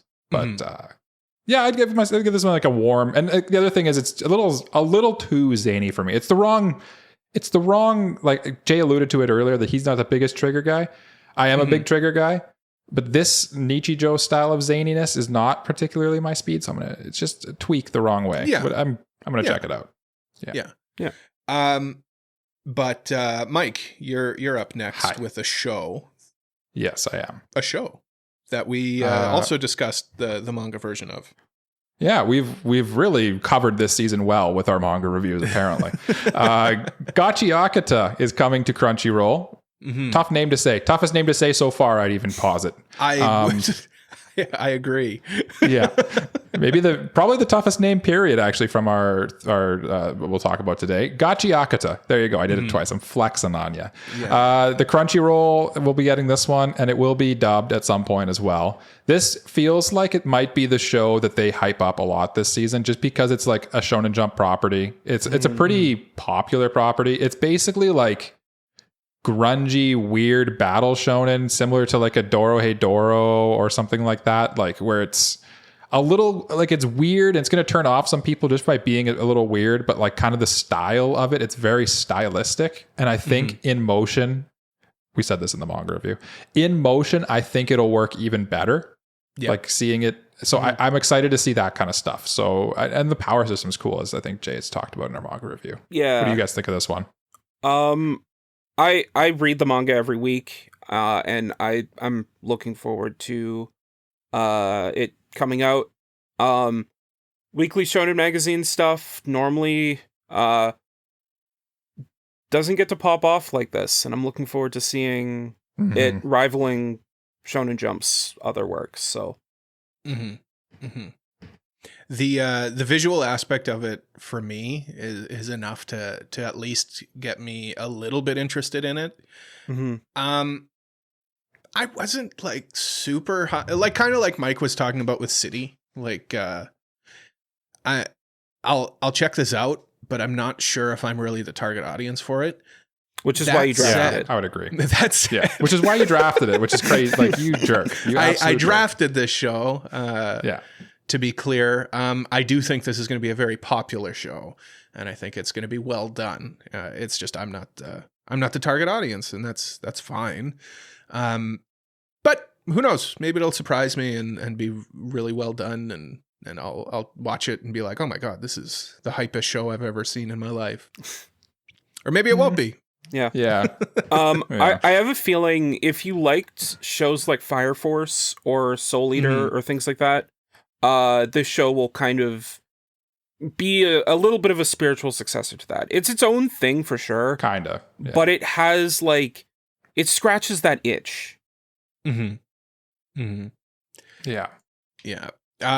Jay, you're going to talk about a show now. I am. That I'm a little scared of, but like in a good way. Yeah. You know what I mean? Cole will really like this show when he eventually I think Cole will love this show. And this show is called Takopi's Original Sin. This is a 6-episode ONA that, like Mike was talking about and we were talking about with Lord of the Mysteries, is getting its time to tell its story at an indiscriminate amount of time. Yeah. The first episode was, I think, also 37 minutes. And from a plot perspective, it's about a girl that that is going through some things, meeting an octopus-looking alien from Happy Planet. And the alien, named Takopi, as she dubs him, gives the girl Shizuka different gadgets from his Happy Planet to try and make her more happy. Because he can tell that she's not as happy as she should be. But they might not turn out the way that he intended. Yeah. It's kind of like, it's if people who like Goodnight Poon Poon and like these like very dark, kind of like very emotionally driven, almost trigger warning-y type shows. Not trigger warning as in the studio triggered, like as in very mature content. Like this one, it's an ONA because it could not possibly air on TV. Yeah. I would say. Yeah. So it's very captivating. It's going to be a heavy watch for the next 6 weeks, though. Yeah. For me as well, anyway. I think Cole, when he eventually checks it out. Yeah, I would caveat with I would say, like, if you're squeamish with like heavy subject matter and stuff like that, avoid watching this show. A lot of the visuals depicting that kind of subject matter is uncensored and raw. It's very it's very real, like raw. Like, raw is the word for it. Yeah. I will check this out, but I've kind of made a commitment to say I'm just going to binge it once it all comes out because I'm a sadist in that sense. I almost don't think you should binge this one. You're going to be in a bad spot, I think. No, here's the thing. If I choose to watch it every week and it's like, oh, that was too heavy, then I won't finish it. Oh, okay. I see what you're saying. Yeah, whereas like with Goodnight Poon Poon, I binged the whole thing. I'll binge it and then just stare at a wall for a day. You will need to stare at a wall when it's done. The thing is, once you're done, you're not going to need to stare at a wall. Right. So okay. So then the payoff at the end might be less traumatic than I think it will be. But I don't want to talk about the plot too much. I don't want to spoil the whole thing. But but I will be watching this. This could potentially be. I drafted this one as well. Like, my top 3 are you guys are f***ed. That's all I got to say. You're not wrong. You're not wrong. For those of you nervous because it's a 6-episode ONA, this is a 16-chapter manga that it's based off of. So I'm very, very positive that it's going to adapt the whole thing. Absolutely. So if to talk about something less heavy, Cole. I was going to say, like, let's talk about something semi-related. Is it my turn? Actually, rocks are pretty heavy, so let's talk about those. Let's talk about Ruri rocks, which just hey, do you like cute girls, Jay? This is the opposite of the last show. I do. Mike, do you like cute girls doing cute things? Sometimes, yeah. Are they doing like kind of like mildly educational? Is it edutainment? It's edutainment. This is geography. Geology. I thought you were going to say geometry for a second. I was like, nope. Geometry. Sure. Geology. It's a story about it's like a geology club going out and doing finding rocks and stuff. It's laid back camp if they were geologists instead of obsessed with camping. Basically, is kind of the vibe I get. And there's like and it just looks very sweet and very comfy, and I'm looking forward to this one as well. This wasn't one that I was able to draft though. Nope, I took this one. Mike took this one. I knew that Cole would definitely be interested in this one, and I was very interested in it. Surprisingly very interested in this one. And it's also studio bind, so I mean, like, it looks really good. Yeah, that was the reason I knew Jay. I had to take it from Cole because Cole loves this kind of show, and I had to take it from Jay because Jay loves studio bind. So it's funny though. Jay always sends me these shows. I wouldn't have even known about it. Jay told me about it. Jay could have just 4D chess. Jay could have just lived in like, let me live in ignorance. He could have picked this up. I could have been safe. I could have been safe from picking it up. I would make you question, Cole. Did Jay send you any of the shows he actually drafted? Think about that. No, I'll have to go through it. Actually, I think Jay's smirking because I'm on to him. I'm on to his schemes. He's trying to influence you. Jay might have been hiding some of his stuff. Scheming. I think we forgot to say Takopi's on Crunchyroll. Ruri Rocks is also on Crunchyroll. I'm looking forward to this one for sure. Mike obviously is. He drafted it. And Jay? Yeah, I'll check this one out. Okay. It's a clean sweep. For sure. This is just looks like some serotonin that we need after watching Takopi's Original Sin. And now for something completely different to anything ever, maybe. My next one is really truly an off the wall one, and like again we've said multiple times this episode, summer is horror season. Weirdly, you'd think it'd be October. Horror season comes back for like a week in October near Halloween. Yeah. But summer's really where horror lives. And this is the weirdest horror you're ever going to see. Think think of like your favorite zombie horror movie where like the zombie apocalypse happens or whatever, right? Zom 100, 28 Days Later, whatever. Shaun of the Dead. I was going to say, except this is Shaun of the Dead instead vibes. Instead of turning into zombies, they turn into cats. And you turn into a cat when a cat overwhelms you with their cuteness and you must pet them. And it's basically just like a very zany, silly comedy. It's going to be on Crunchyroll. It's also getting a dub. And it's just basically pure, like, just craziness. The anime, basically. Like, yeah. Just the trailer had, I laughed multiple times watching the trailer. So I know this is going to be interesting. I would have drafted it. It just, the only thing is they kind of use CG animation on some of the cats and like at various times. And like there's some it just kind of looked a little janky. So I was kind of like, I could see this going Junji Ito in a hurry, but for now I'm positive on this one. This went undrafted, we should specify. Jay, do you have anything to say about Nyaight of the Living Cat? I love that Nyaight, pun. The Living Cats. Did I say that title? I don't think I did. Oh, I anyway, think you did. Yep. Well, that's what we're talking about if he didn't. We're talking about it, yeah. I like the pun, and I think like it's a very interesting and creative idea. I just don't know how it's going to work in execution, and I'm a little bit nervous about that. Yeah.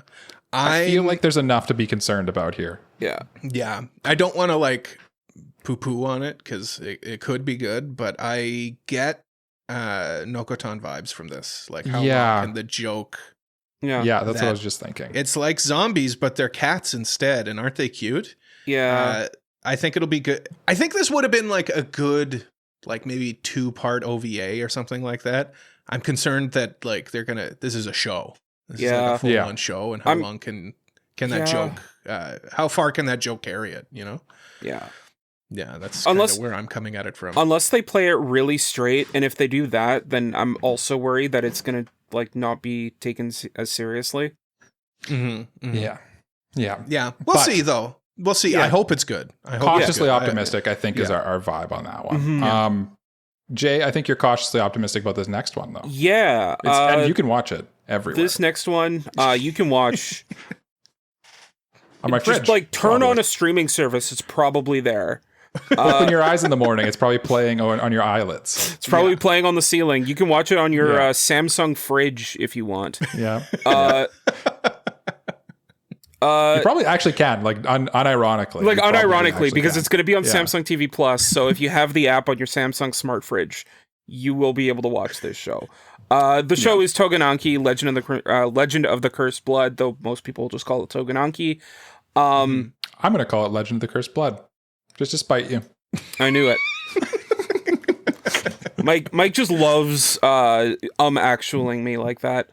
We're three actuallyers, to be honest with you. So yeah. I'm not pointing my finger at Mike because my kettle's pretty black at me. Yeah. But yeah, Jay, this is like you said, this is on everything: Crunchyroll, Netflix, Amazon, Samsung Plus TV, Samsung TV Plus. It's everywhere. And so this is another Remao show. It was done by it's licensed by them, and they were like, we want to make sure that anyone who wants to watch this show can watch it. Yeah, it's like the shotgun strategy. Because you remember Your Forma? No? Yeah, because they did the complete opposite with Your Forma that they're doing with Tougen Anki. And then they didn't put it on Samsung TV Plus in Canada because why would they? Why would you? Yeah, why would you? Yeah.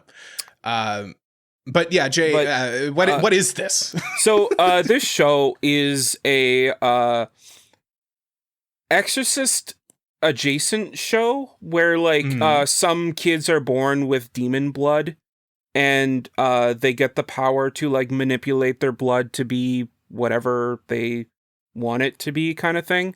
And then there's another faction that's kind of like exorcists that try to hunt them down and kill them. And the main character is one of those Oni or one of those demons who loses his dad because he took him in to those exorcists, and he joins the group of demons that are trying to like fight the exorcists. to get revenge for his dad's death. It's a revenge story. It's a revenge It feels story. very, very Jujutsu Kaisen to me, but like with a kind of a different plot. But like it's like if they said like let's take like the vibe and kind of the style of it and put it in this other thing. A little having read the first 3 volumes of the manga, the best way I describe it is if Blue Exorcist and Jujutsu Kaisen did the fusion dance. Yeah, You'd get this. Kissed and made a baby. Yeah. Okay. Yeah. Okay. I'm gonna be real with you guys. This ain't gonna make the cut for old Cole, I think. Oh, really? I'm surprised that I'm this shocked. very classic Holy. shonen battle shonen didn't do anything for Cole. At least act surprised. I guess you are acting surprised. Yeah. Yeah, not very well. Not Not very, very well. No, Yeah. more sarcastically. I expect more out of you guys. But that was I don't your know. first mistake. Yeah. I considered drafting it, but I had concerns like when watching the trailer. It just looked a little underwhelming, maybe. But I think that it's going to be everywhere, and I could see it picking up pace as it goes along. I have a feeling. Yeah, I like the Best way things to pull I out see the separated. show is I don't think it's going to be bad. I don't think it's going to be the best show this season. Yeah, it's going to end at like a 7 out of 10. Yeah, which I mean for my draft, because I did draft it, I think it'll not hurt it. Yeah. I think this has the potential to be something cool. Yeah. I'll say. I like the idea of it. It's just that it's like that it's a shonen battle thing. Mm-hmm. That's kind of what puts it under for me, where it's like, oh, okay. Like you had me going there, and then you revealed what you are. And I'm like, nah, okay. Yeah. It's for someone else, I guess. Yeah, it does, having read the manga, it does come off a little bit edgy, which might turn people off too. Yeah. Or But, like, some people like that though too. Right? Yeah, that's kind of where I was going with that. Like, I on the other side of the coin, like that is fun. Mm-hmm. Yeah. You know what? Jay also drafted this next show, and it looks surprisingly good. Coming to delightful. Crunchyroll's Secrets of the Silent Witch. It's basically you start the trailer, and you're like, okay, this is just like another fantasy isekai thing. But then like it's revealed that like the main character is like, what if you took Bocchi from Bocchi the Rock and made her like a super powerful witch who's like trying to like hide her power level. So she's kind of like being a secret agent in a certain sense, and she has crippling social anxiety. I think this could potentially be a sleeper, Jay, that you drafted. I think so too. Agreed. I'm looking forward to this one. This one, I am think too. You stole this one from both of us, I think, too. I Yeah, think this both show's of us coming to wanted this one. Crunchyroll. For clarity's sake, and yeah, I think like of the high fantasy shows coming out this season, I think this one's kind of top of the list for most interesting. I think so too.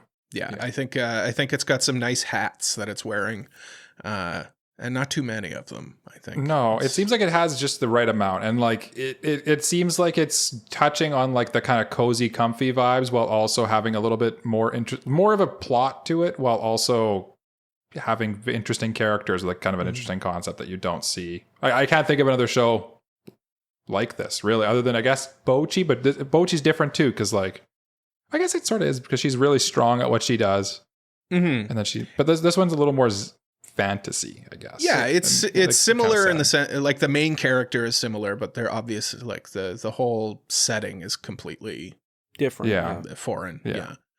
I'm excited for this one. I'm going to definitely check this one out. And Yeah, me too. I think I agree with you, Cole. I think this is definitely one of the sleepers that you're like. I think your buddy at work's probably not checking this one out, but I think when you go on like X or something like that or Discord, the people are going to be talking about this one. They're going to be talking about every episode. Yeah. We'll be talking about it on our Discord that you can join. Links in the description. Yep. That's true. Mike, you're up next. Hey, you actually drafted this one too. I did draft this one also in round 3. Bullet on. It's going to be on Hulu/Disney, Disney Plus if you're outside of the continental United States. I guess Hawaii would have Hulu. Anyway, basically what this is do you like cars? If you check that, okay. If you check that box, sure. Do you like kind of like racing cars and like guns and like kind of zany antics? Do you like over the topness? Because I think that's what this is. It's kind of like over the top, zany car racing, guns fighting. Like, I don't even know how to describe. Like, it's kind of post-apocalyptic. It seems like Mad Maxy. Yeah. There's a lot of interesting things here that I'm seeing in the trailer. And frankly, a lot of the things that Cole's seeing probably aren't up his alley, but they are definitely up mine. It seems like it could be a lot of fun for someone who just wants to watch something that's just I don't know that this one's going to be super concerned about having a deep meaning and storytelling. I think it's going to be concerned about, is this cool? Is this fun? Does this tickle your little monkey brain and make your heart go doki doki? Because I think that's what's going to happen. I think your heart's going to be pounding as you're watching this one. You know, Mike, the show does sound really cool. Now, who's directing the show?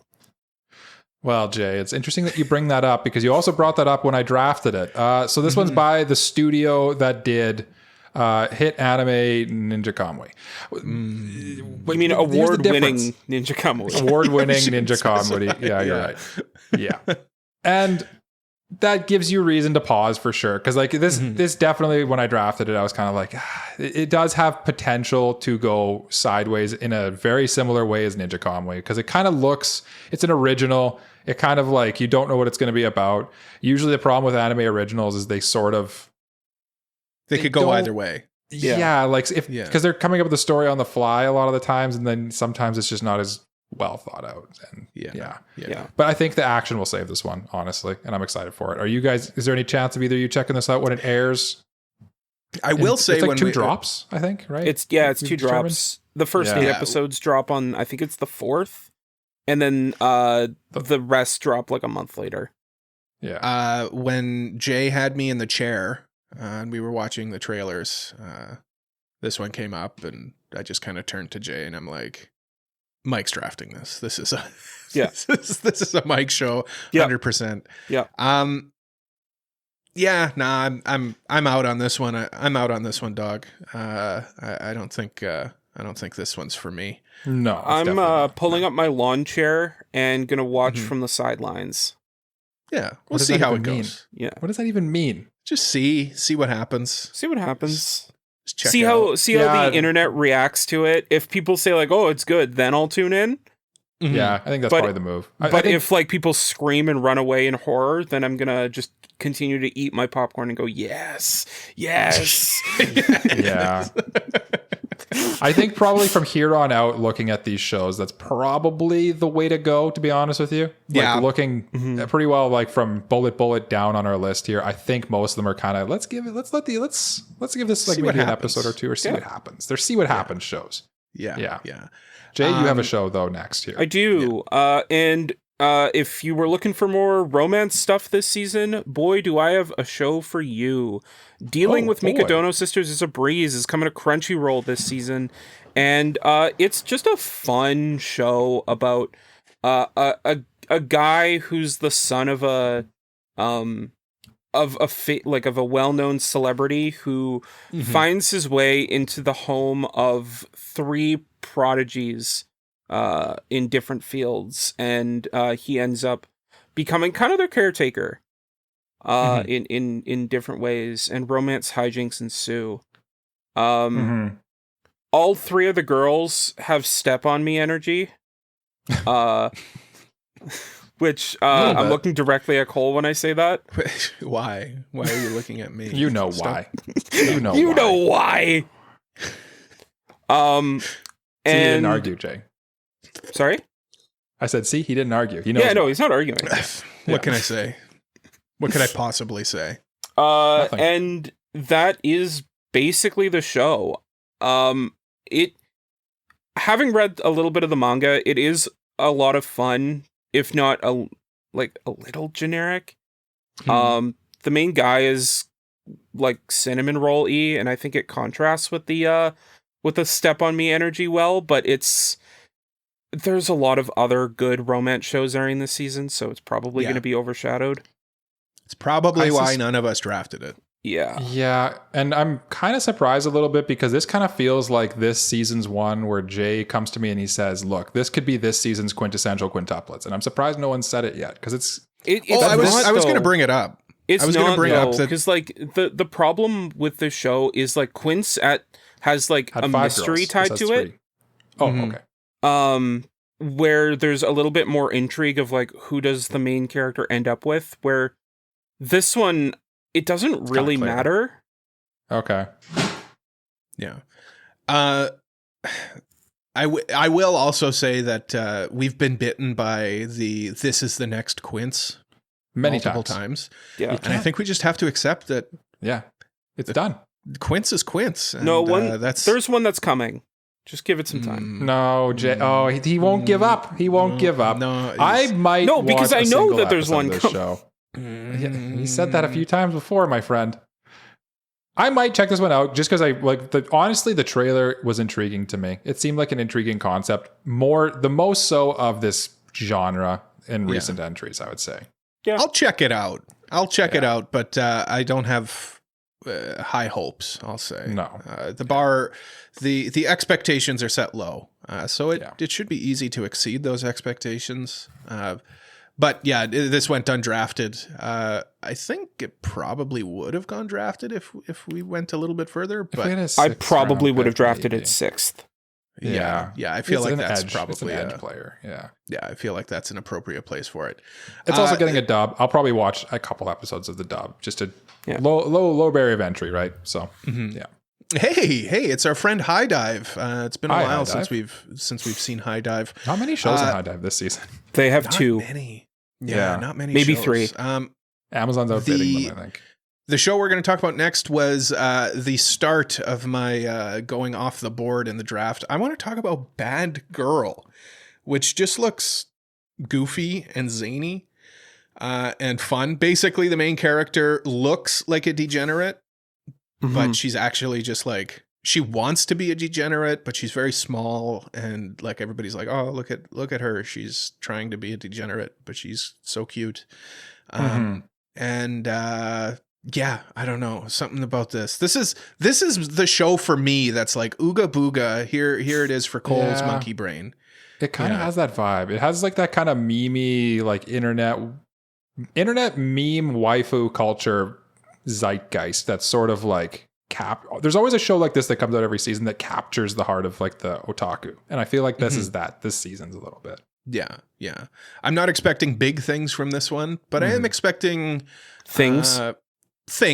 Nice things. I think it'll be fun. I think this show could go either way. Though that said, High Dive normally does like draft like a sleeper hit every season.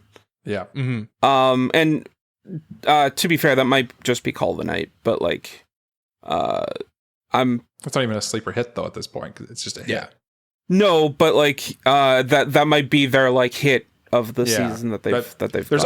They always have one show that keeps me subscribed, and yeah. They might have 2 this season. They might have 2. Jay, I think you nudged your volume on your mic. Did I? Oh, yeah, you're really loud. Yeah. Okay. Yeah, he might have got close. He's getting excited. He's just very excited. Yeah. I might check out an episode or 2. Hold on, let me fix that for you. Oh no, you're good. You're good now. No, See, no, not now. You called him Too out. quiet. Now he's going to be crazy. Too quiet. Too quiet. He shut his mic off for everybody. Yeah. I picked next Dekin no Mogura, the Earthbound Mole, which is coming to Crunchyroll. We'll get a dub. It is a very like weird urban mystery, kind of feels Mob Psycho-y a little bit with like the vibes because it's kind of like a cult and weird, kind of a weird art style to it. Basically, the concept is like this main character like can't die, so he's like that's why he's the Earthbound Mole, and it just like the trailer kind of does a very bad job of like telling you what the hell it's about. And I suspect that's probably for a reason. I suspect this one will be heavy, like kind of a mystery that kind of like unfolds. Sort of like a Odd Taxi type situation where you kind of don't know what the hell you're watching when you start it. And then by the end, there's a chance that this could turn into one of those where like by the end, you're like, dang, that was a really good show. And that's why I picked it. And I think this is definitely one that if I didn't draft it, I would have kind of just cautiously, like Jay said, watched from the sidelines and been like, what do they think of that one? I caught my eye, but I'll let you know what I think of it because I'm going to definitely watch a few episodes of this one. Are you guys even remotely going to check this one out? No. No. This one's probably not going to be checked out by me. To be honest, this was the most off the board pick. I think this was not on my radar even remotely. I haven't even watched the trailer. I'm going to be honest. It was on my radar, but having seen the trailer, it did not do anything to interest me. Yeah, it's not I wouldn't expect either of you to choose such a high quality show either, so that's okay. Well, you did draft it in the 5th round as well. Yeah. So and so high quality. Remember, I went last. I went last here. Yeah. Even you let this one slip into the 5th round. But I mean, again, it's kind of that low risk pick. So what's the big deal? Exactly. The next one was undrafted as well. I am interested in it though, in a weird way. Jay, I'm also interested in this show. This is Detectives These Days Are Crazy. It looks like one of those from what it seems, it's about this detective who used to be in the game and then he kind of dropped out and then he got old and crusty and something brings him back into it now that he's a bit older. And from the trailers, it looks like another slapstick comedy show. It has those, in the trailer, there was that Looney Tunes, eyes popping out of the socket moment. It looks just insane. And I'm cautious about this show because it could be just mid, but I'm really looking forward to seeing if they pull it off and it works. That's the thing. Yeah, it's got to be the potential is there, but it could really fumble the bag. And I feel like you could say that about pretty well every show that's left, to be honest with you. Yeah, this one I feel like more so than a lot of the other ones because comedy is so difficult to do. It's hard, and then also to translate too. Yeah. This one could potentially be a miss. I am interested though, so I'll probably check out an episode. If it's good, great. If it's not good, oh well. None of us drafted it, so big deal. No. Yeah, that's kind of where I'm at with that one. Next one we got. It's coming to Crunchyroll. I don't remember if I mentioned that.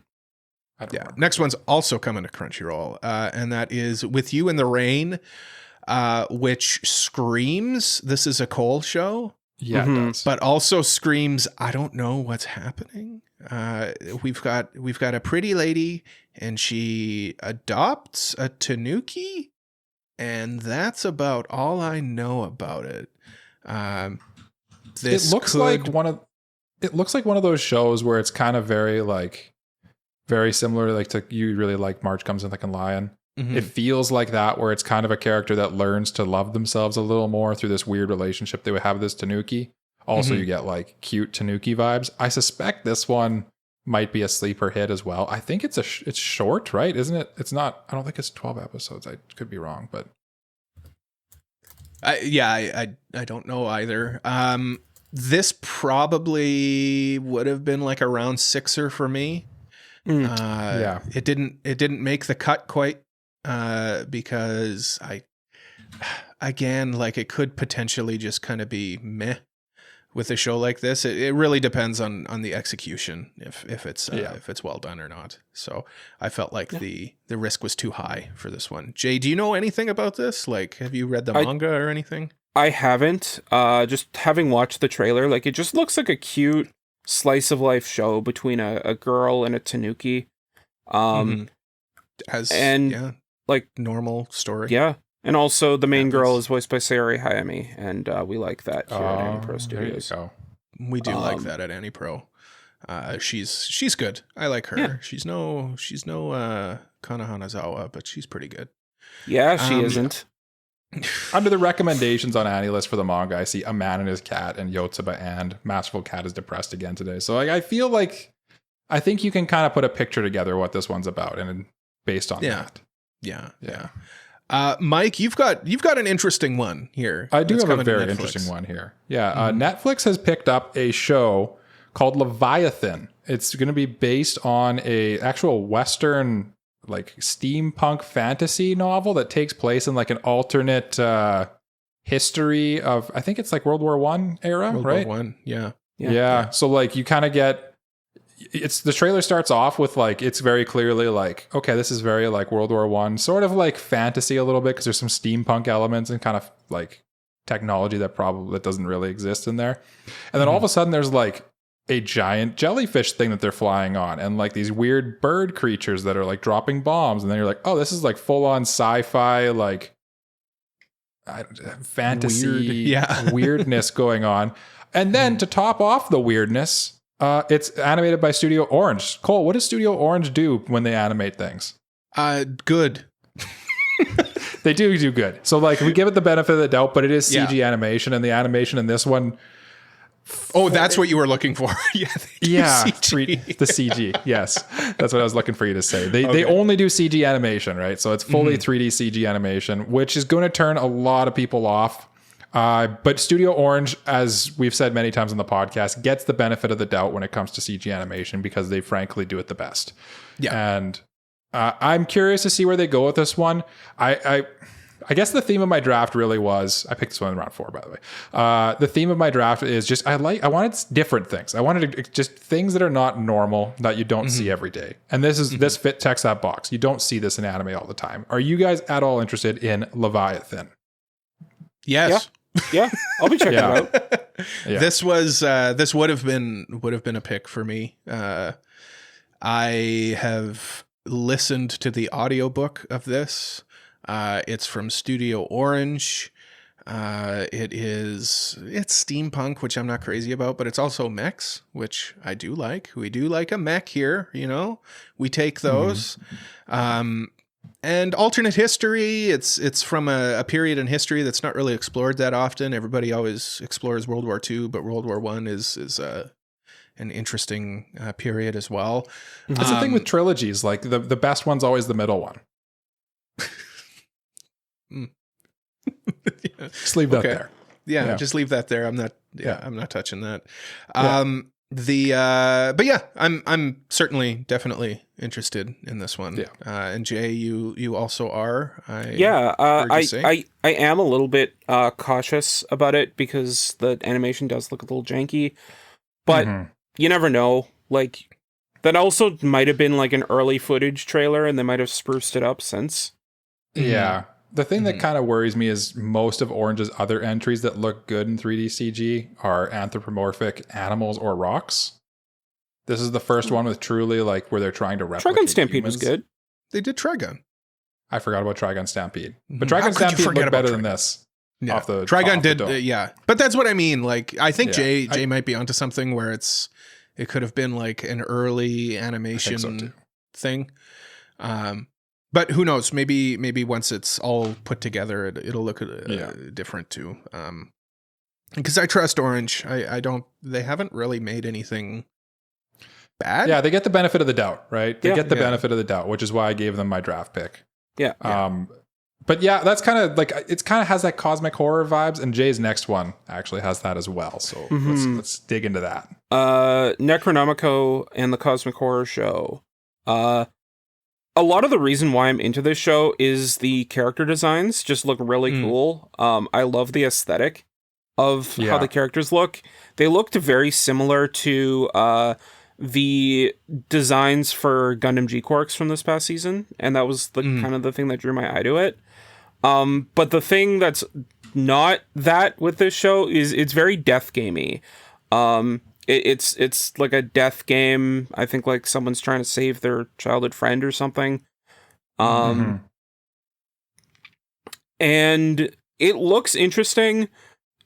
I can't in good conscience recommend this show though, because from what I've seen, this is like a new development, by the way. The subtitles for this show are atrocious. Yeah, I've heard that Really? too. So, like I've seen some pictures of it, and it looks just. Ugh, oh no! Oh god!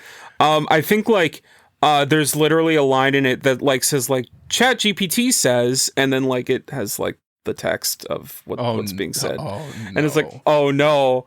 And then like in the credits, it'll be one of the subtitles will say like translated by insert translator's name here. Oh my god! Oh yeah, my god. this. I've had a beef with Crunchyroll before when they do some of their. I think they got AI to do some of their closed captions for shows, and you can tell. Like I remember Berserk, I was trying to watch it with closed captions because my baby was screaming as I was watching it. And they're rough. And yes, it does say ChatGPT said, "When each die welt von air weiter gehen kann." And it's like, what? Yeah. Oof. Yeah. That's big. That's a direct quote. Yeah. That's a direct quote. Big oof energy. Big oof energy. Yeah. Just very disappointing. But that's disappointing that they dropped the ball like that. Yeah. It is getting it. No, never mind. No. Actually, it's getting it done. No. Yeah. I'm immensely disappointed because I was looking forward to watching this show, but I can't in good conscience. At least yet. Maybe in a week's time there'll be a Crunchyroll when this comes out in a week's time. Crunchyroll will have been like, "Oh, we done goofed. Let's fix. We're gonna fix that." Did they formally acknowledge it? No. I'm saying like maybe they will. They won't. They won't. They won't. They'll just silently fix it. I'm sure. Well, like I mean, like maybe they won't publicly be like that, but like maybe by then they'll have fixed it. Mm-hmm. Yeah. Jay, I think you turned your mic down now. No. Oh no, really? I didn't touch it. You got a lot quieter for me. Anyway, what's the next one we got? Next one is my final draft pick. One that I'm curious about. Cultural exchange with a game center girl. This is coming to Crunchyroll. What really, like, of course, it's another cute girl doing stuff, but the girl is English, like from England English.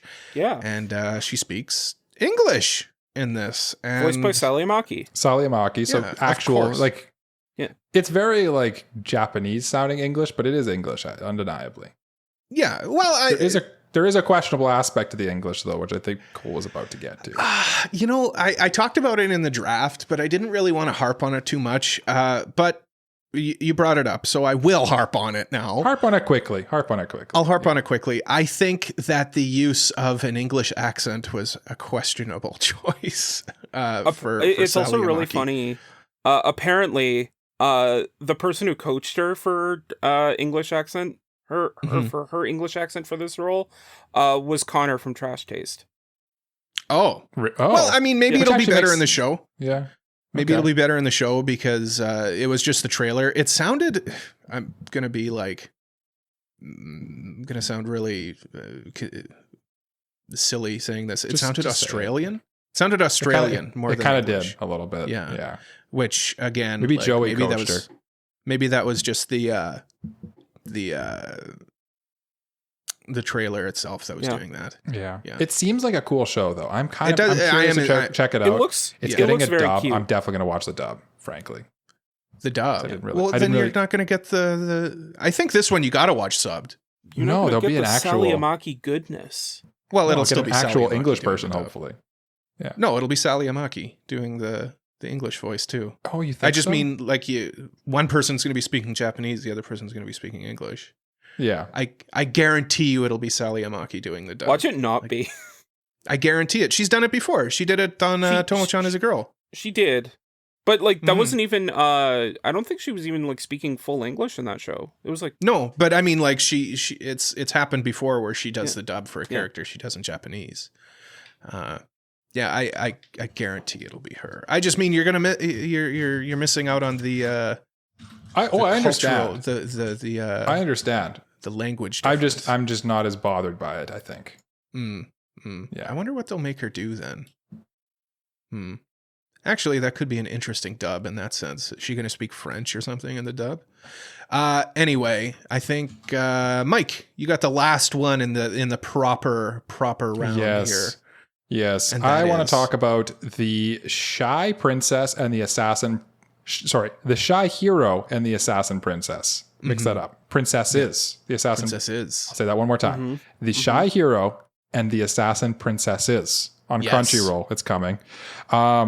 It's basically your typical like overpowered protagonist harem show type thing going on, and they're kind of like dungeoning and exploring and stuff like that. But the twist is the waifus want to kill him. They don't want to bang him. They want to kill him. So I feel like that is enough of a twist that it's going to, I feel like it intrigued me. And I'm going to, this is a similar one. I'm going to watch from the outskirts. If people are liking it, I'm going to dive in. If not, I'm going to just pretend I was never interested in the first place. I never had this take, but there's something about it that just kind of caught my eye. And I feel like it could be a sleeper hit this season. Especially because any show with big booba waifus has potential every season for people to love. So that is true. Yes. I can't refute that. Yeah. I think this show has that premise initially, but I guarantee that these assassins will no longer want to kill him by like episode 4, and they'll all be in love with him. I think it's coming at you. I think it's coming at you with a delicious cake. But inside that cake is a bomb. Okay. Yeah, you guys were on the same page there. That's what I think. It is what it is. If it sucks, it sucks. I'm not that worried about it. That's what I mean. Like if you're just going to watch it from the sidelines, perfect. I'm not gonna warn you any further than that. Yeah, and I will clarify, I've looked it up. Culture Exchange with a Game Center girl. In the dub, Lily Baker, the English girl, will be voiced by Sally Amaki in English as well. Pay up, Mike. Yep. I never made the bet with you. Jay did. I never made a No, bet. you did. You Did made I? the bet. I heard Okay, you say I'll pay it. You you said, I bet with you a couple knuckle sandwiches. I love a knuckle sandwich. Yeah, you do. A couple knuckle sandwiches, and then I'll wash it down with a nice cold Sapporo on tap at our favorite ramen joint. It's been a while. It has been a while. Yeah, we gotta speed round. Speed round. So these are just shows that we just have quick things to say about. First one is Solo Camping for 2. This looks like ass. It does. This looks. But you can watch it on does. Crunchyroll. You can watch it on Crunchyroll. Listen, if the show was well animated, it could potentially have something to it. But it is not at all. Not even remotely. And frankly, like you're right. Like the adult take on laid back camp, where it's just like two adults camping and kind of having a bit of a romance, sounds good in concept. And then they decided to animate it horribly. Yeah. Oh well. I'm gonna watch it. Yep. I'm gonna hate watch this one for sure. Well, you know what? I'll you can do that, and I'll see you tomorrow. Okay. Well, I'll see you tomorrow, Jay, at the food court. This one's coming to Crunchyroll. See you tomorrow at the food court. I think it's shorts. I think it is. I could be wrong again. I think I mixed this one up with the earlier one with You in the Rain. It's just two. It's just two girls, a Gyaru and a quiet girl. You wouldn't think they're friends, and then they go to food court and they just geek out over food and just chat. And it sounds simple in concept, but it's honestly like when I watched the trailer, I was like, this one's got an it factor to it that I can't explain. Something. Yeah, it's got something to it. Yeah, this one I will be checking out for sure. Again, there was too many good shows to pick this year or this season. It's a simple show. It's a simple premise, simple show. It didn't need a full deep dive, I don't think. We were right to put in the speed round, I think. Yeah, I think so too. Jay, you've got another one that was we finally found out where it's airing. Next Jay, you one epic is fighter. By Studio White Fox, which like already has me interested. Uglymug Epic Fighter. Oh, what are you doing, White Fox? That was my thought when I saw this one too. I was like, "Oh, this is White Fox. What are you doing?" Go back to ReZero. I think I'm gonna watch this from the sidelines, and if people actually like it, then I'll tune in because White Fox normally does good things, but it doesn't look that great. Yeah, and I think the award for least appealing title goes to Uglymug, Epic Fighter. Yeah, I don't know. I'm taking my chair. I'm gonna set it up on the sidelines of something else, I think. Yeah. I don't know. This just particular blend of power fantasy where it's like, this guy's the worst, but now he might be the best. It's just like, it's just too extreme, and I don't know. Like I'm reading the synopsis here where he's like, 34-year-old loses everything, including his trust in women, withdraws from society as an unemployed recluse. And then he goes to another world and he's not that, I guess. Mm-hmm. It's like, that blend does not sit well in my stomach. Yeah. It worked with Mushoku Tensei. I don't know, Uglymug. I don't know. Another show I'm kind of on the fence about is Turkey Time to Strike. We got cute girls bowling. That's really all there is to say about that one, I think, honestly. It looks nice. Look, a bowling anime. Next. Next. I don't know. Yeah, what else can be said? It's animated pretty well from the trailer. Yeah, nice. Like I'm the guy who likes this kind of stuff, but maybe I'm just getting to the point where like I'm just We got maybe Ruri Rocks. I'll watch bowling's a straw too far, a bridge too far. You know? Yeah, I don't care about bowling. I don't care about bowling. Yeah. I don't know. Unless I'm bowling with my bros. Oh, we should go bowling. AniPro bowling night. We should also cook because my next speed round show is Fermat's Cuisine. Not airing anywhere yet, interestingly. So that kind of puts a damper on things. This one's basically like, it seems like a shonen kind of like Food Wars-y type thing, but with just like all the sakuga devoted to cooking. And instead of Food Wars being very shonen battle manga, this is more like a young dude kind of finds a mentor and like kind of learns. It's almost like The Bear a little bit. Like this dude kind of like, who's not really a good cook, gets taken under the wing of this pro chef, and then like they make really good looking food. It interested me. I love food, so that's really the main draw. It's also by the creator of Aoashi, who people like. It feels like it's going to come to Crunchyroll eventually. So for what it's worth, Jay, you got one here. Next I'm interested in as well. Onmyo Kaiten Rebirth Verse. This is David Productions' first original anime. And I want to go on record saying I am a huge David Productions fan. I like their work, and I think that they do good stuff. And this being their first anime original, I'm very interested. It looks to be an Exorcist-like thing. But again, with originals, it could go either way. But I do have faith that David Productions will do this show justice, and it'll be actually kind of good. It is coming to Crunchyroll. It looks fun. Yeah. And it is coming to Crunchyroll, so it does have that easy accessibility to it. So this is a show definitely on my list. I would have drafted this show actually. I thought about it too. Had there not just been more, or had this been a weaker season, I probably would have drafted this. Yeah. I was debating. It was between, I think, this one and the Mole show, and I probably should have picked this one in hindsight, but that's okay. It's also adding to the accessibility of it. It's also getting a dub as well. Yeah. Mm-hmm. Yeah. Next up is a show I was interested in until the title drop. Betrothed to My Sister's Ex.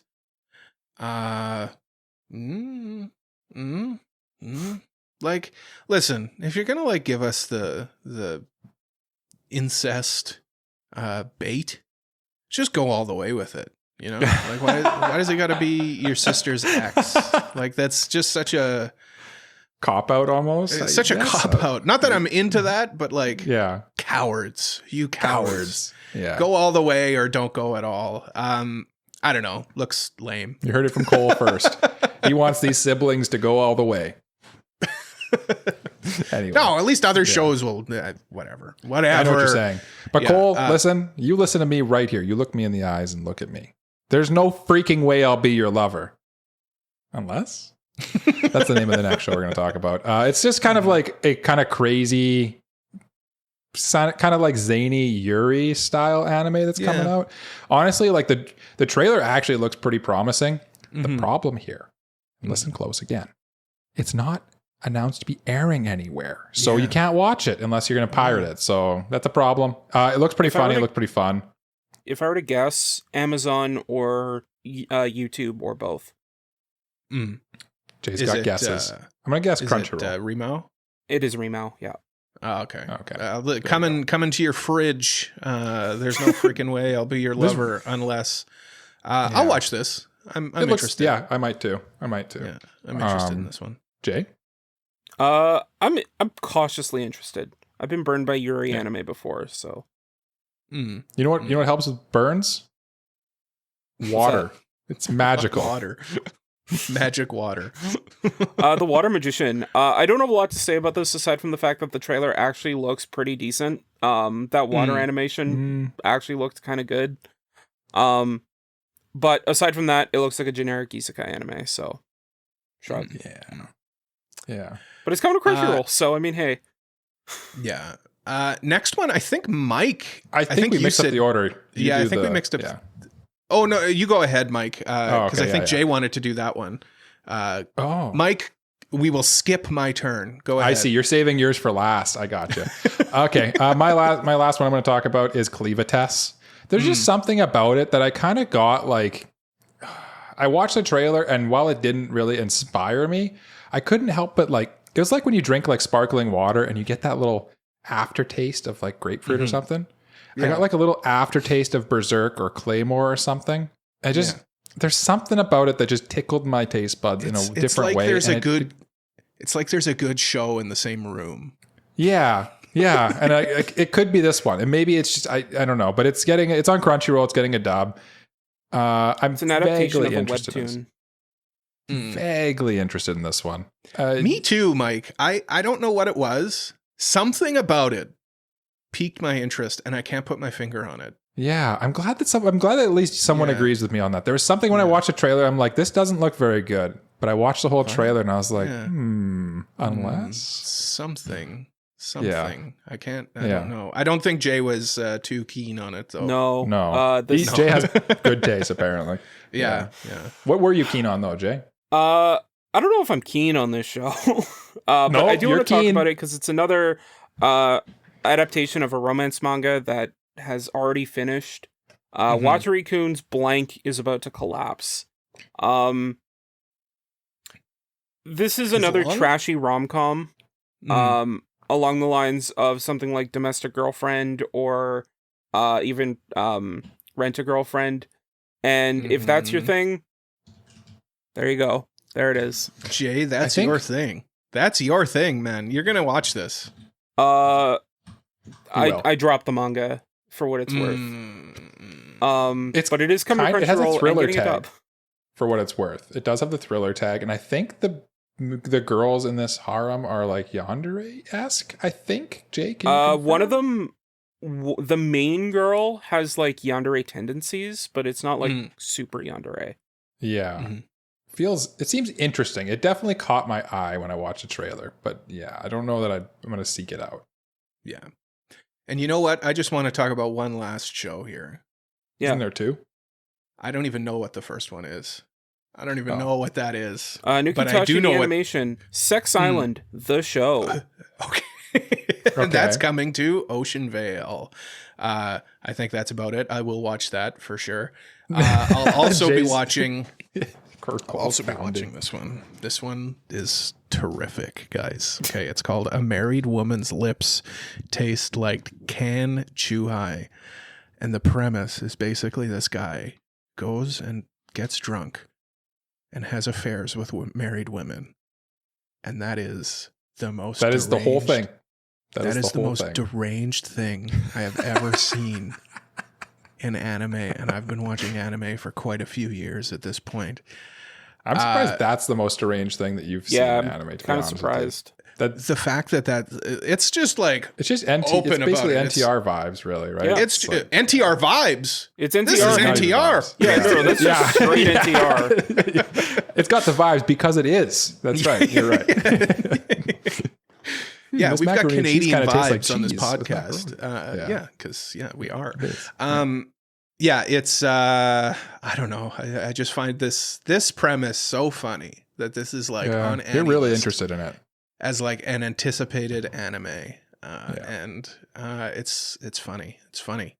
I don't know. I'm going to watch it though. You should have drafted it. You should have drafted it. It would have been funny. No, I'm not. I'm not stupid. I'm just sick. Well, you are, because you didn't draft it. It's going to be the best show this. I got news for you though. I do think we are stupid because we've undoubtedly missed someone's show and they're screaming at us right now. Oh, for sure. For sure. Yeah, well, we told them at the start of the episode. So as a reminder, if we missed something or you think we were wrong with something we said, do us a favor. Tell us about it. Tell us how stupid and wrong we are. We want to know. We want your comments. We want your feedback. Give us your feedback. Be more constructive with your feedback. Help me. Constructive with your feedback. I don't know. We literally reached the bottom of the barrel. I know we scraped pretty barrel. deep, so I feel like we covered our bases. I think so too. Hey, we've got reviews coming up though. Just so everybody knows, this is the end of the episode. We've got reviews coming up. Our next manga review is Cosmos, chapters 1 through 12. Thank goodness, they're nice. Just 12 chapters this time, and I know that they're not going to be. I know they're not going to be long chapters. I won't listen to you. And then we've also got Wand Dance after that, and Kindergarten Wars. Our next anime review is Bang Dream. It's my go, and then followed up by It Invaded, and then our listener's choice tournament winner, Buddy Daddies. After that. So look forward to those. You do have homework to read Cosmos. I think that's in 2 weeks' time. 2 weeks from now. That's next week correct. we've got the Spring Awards. We've got the Spring Awards next week. And we'll be at Icon next weekend as well. Thank you so much for listening to another episode of AniPro. If you liked us, please leave a like, subscribe, leave a review, tell a friend about us. If you really liked us, why don't you consider supporting us on Patreon like these lovely people: Mr. Family Guy 36, Elijah Wood, Braindead, B-Dog, Peach, Frama, Kratos, Just Juzz, Mogmog, Uncle of Light, Zaffron, Mexi. Thank you so much. By supporting us on Patreon, you get access to all sorts of perks and it really helps out the show. We're also on social media at AniProPod, and please join our Discord community to keep up with us and other listeners. Links to everything is in the description. Order podcast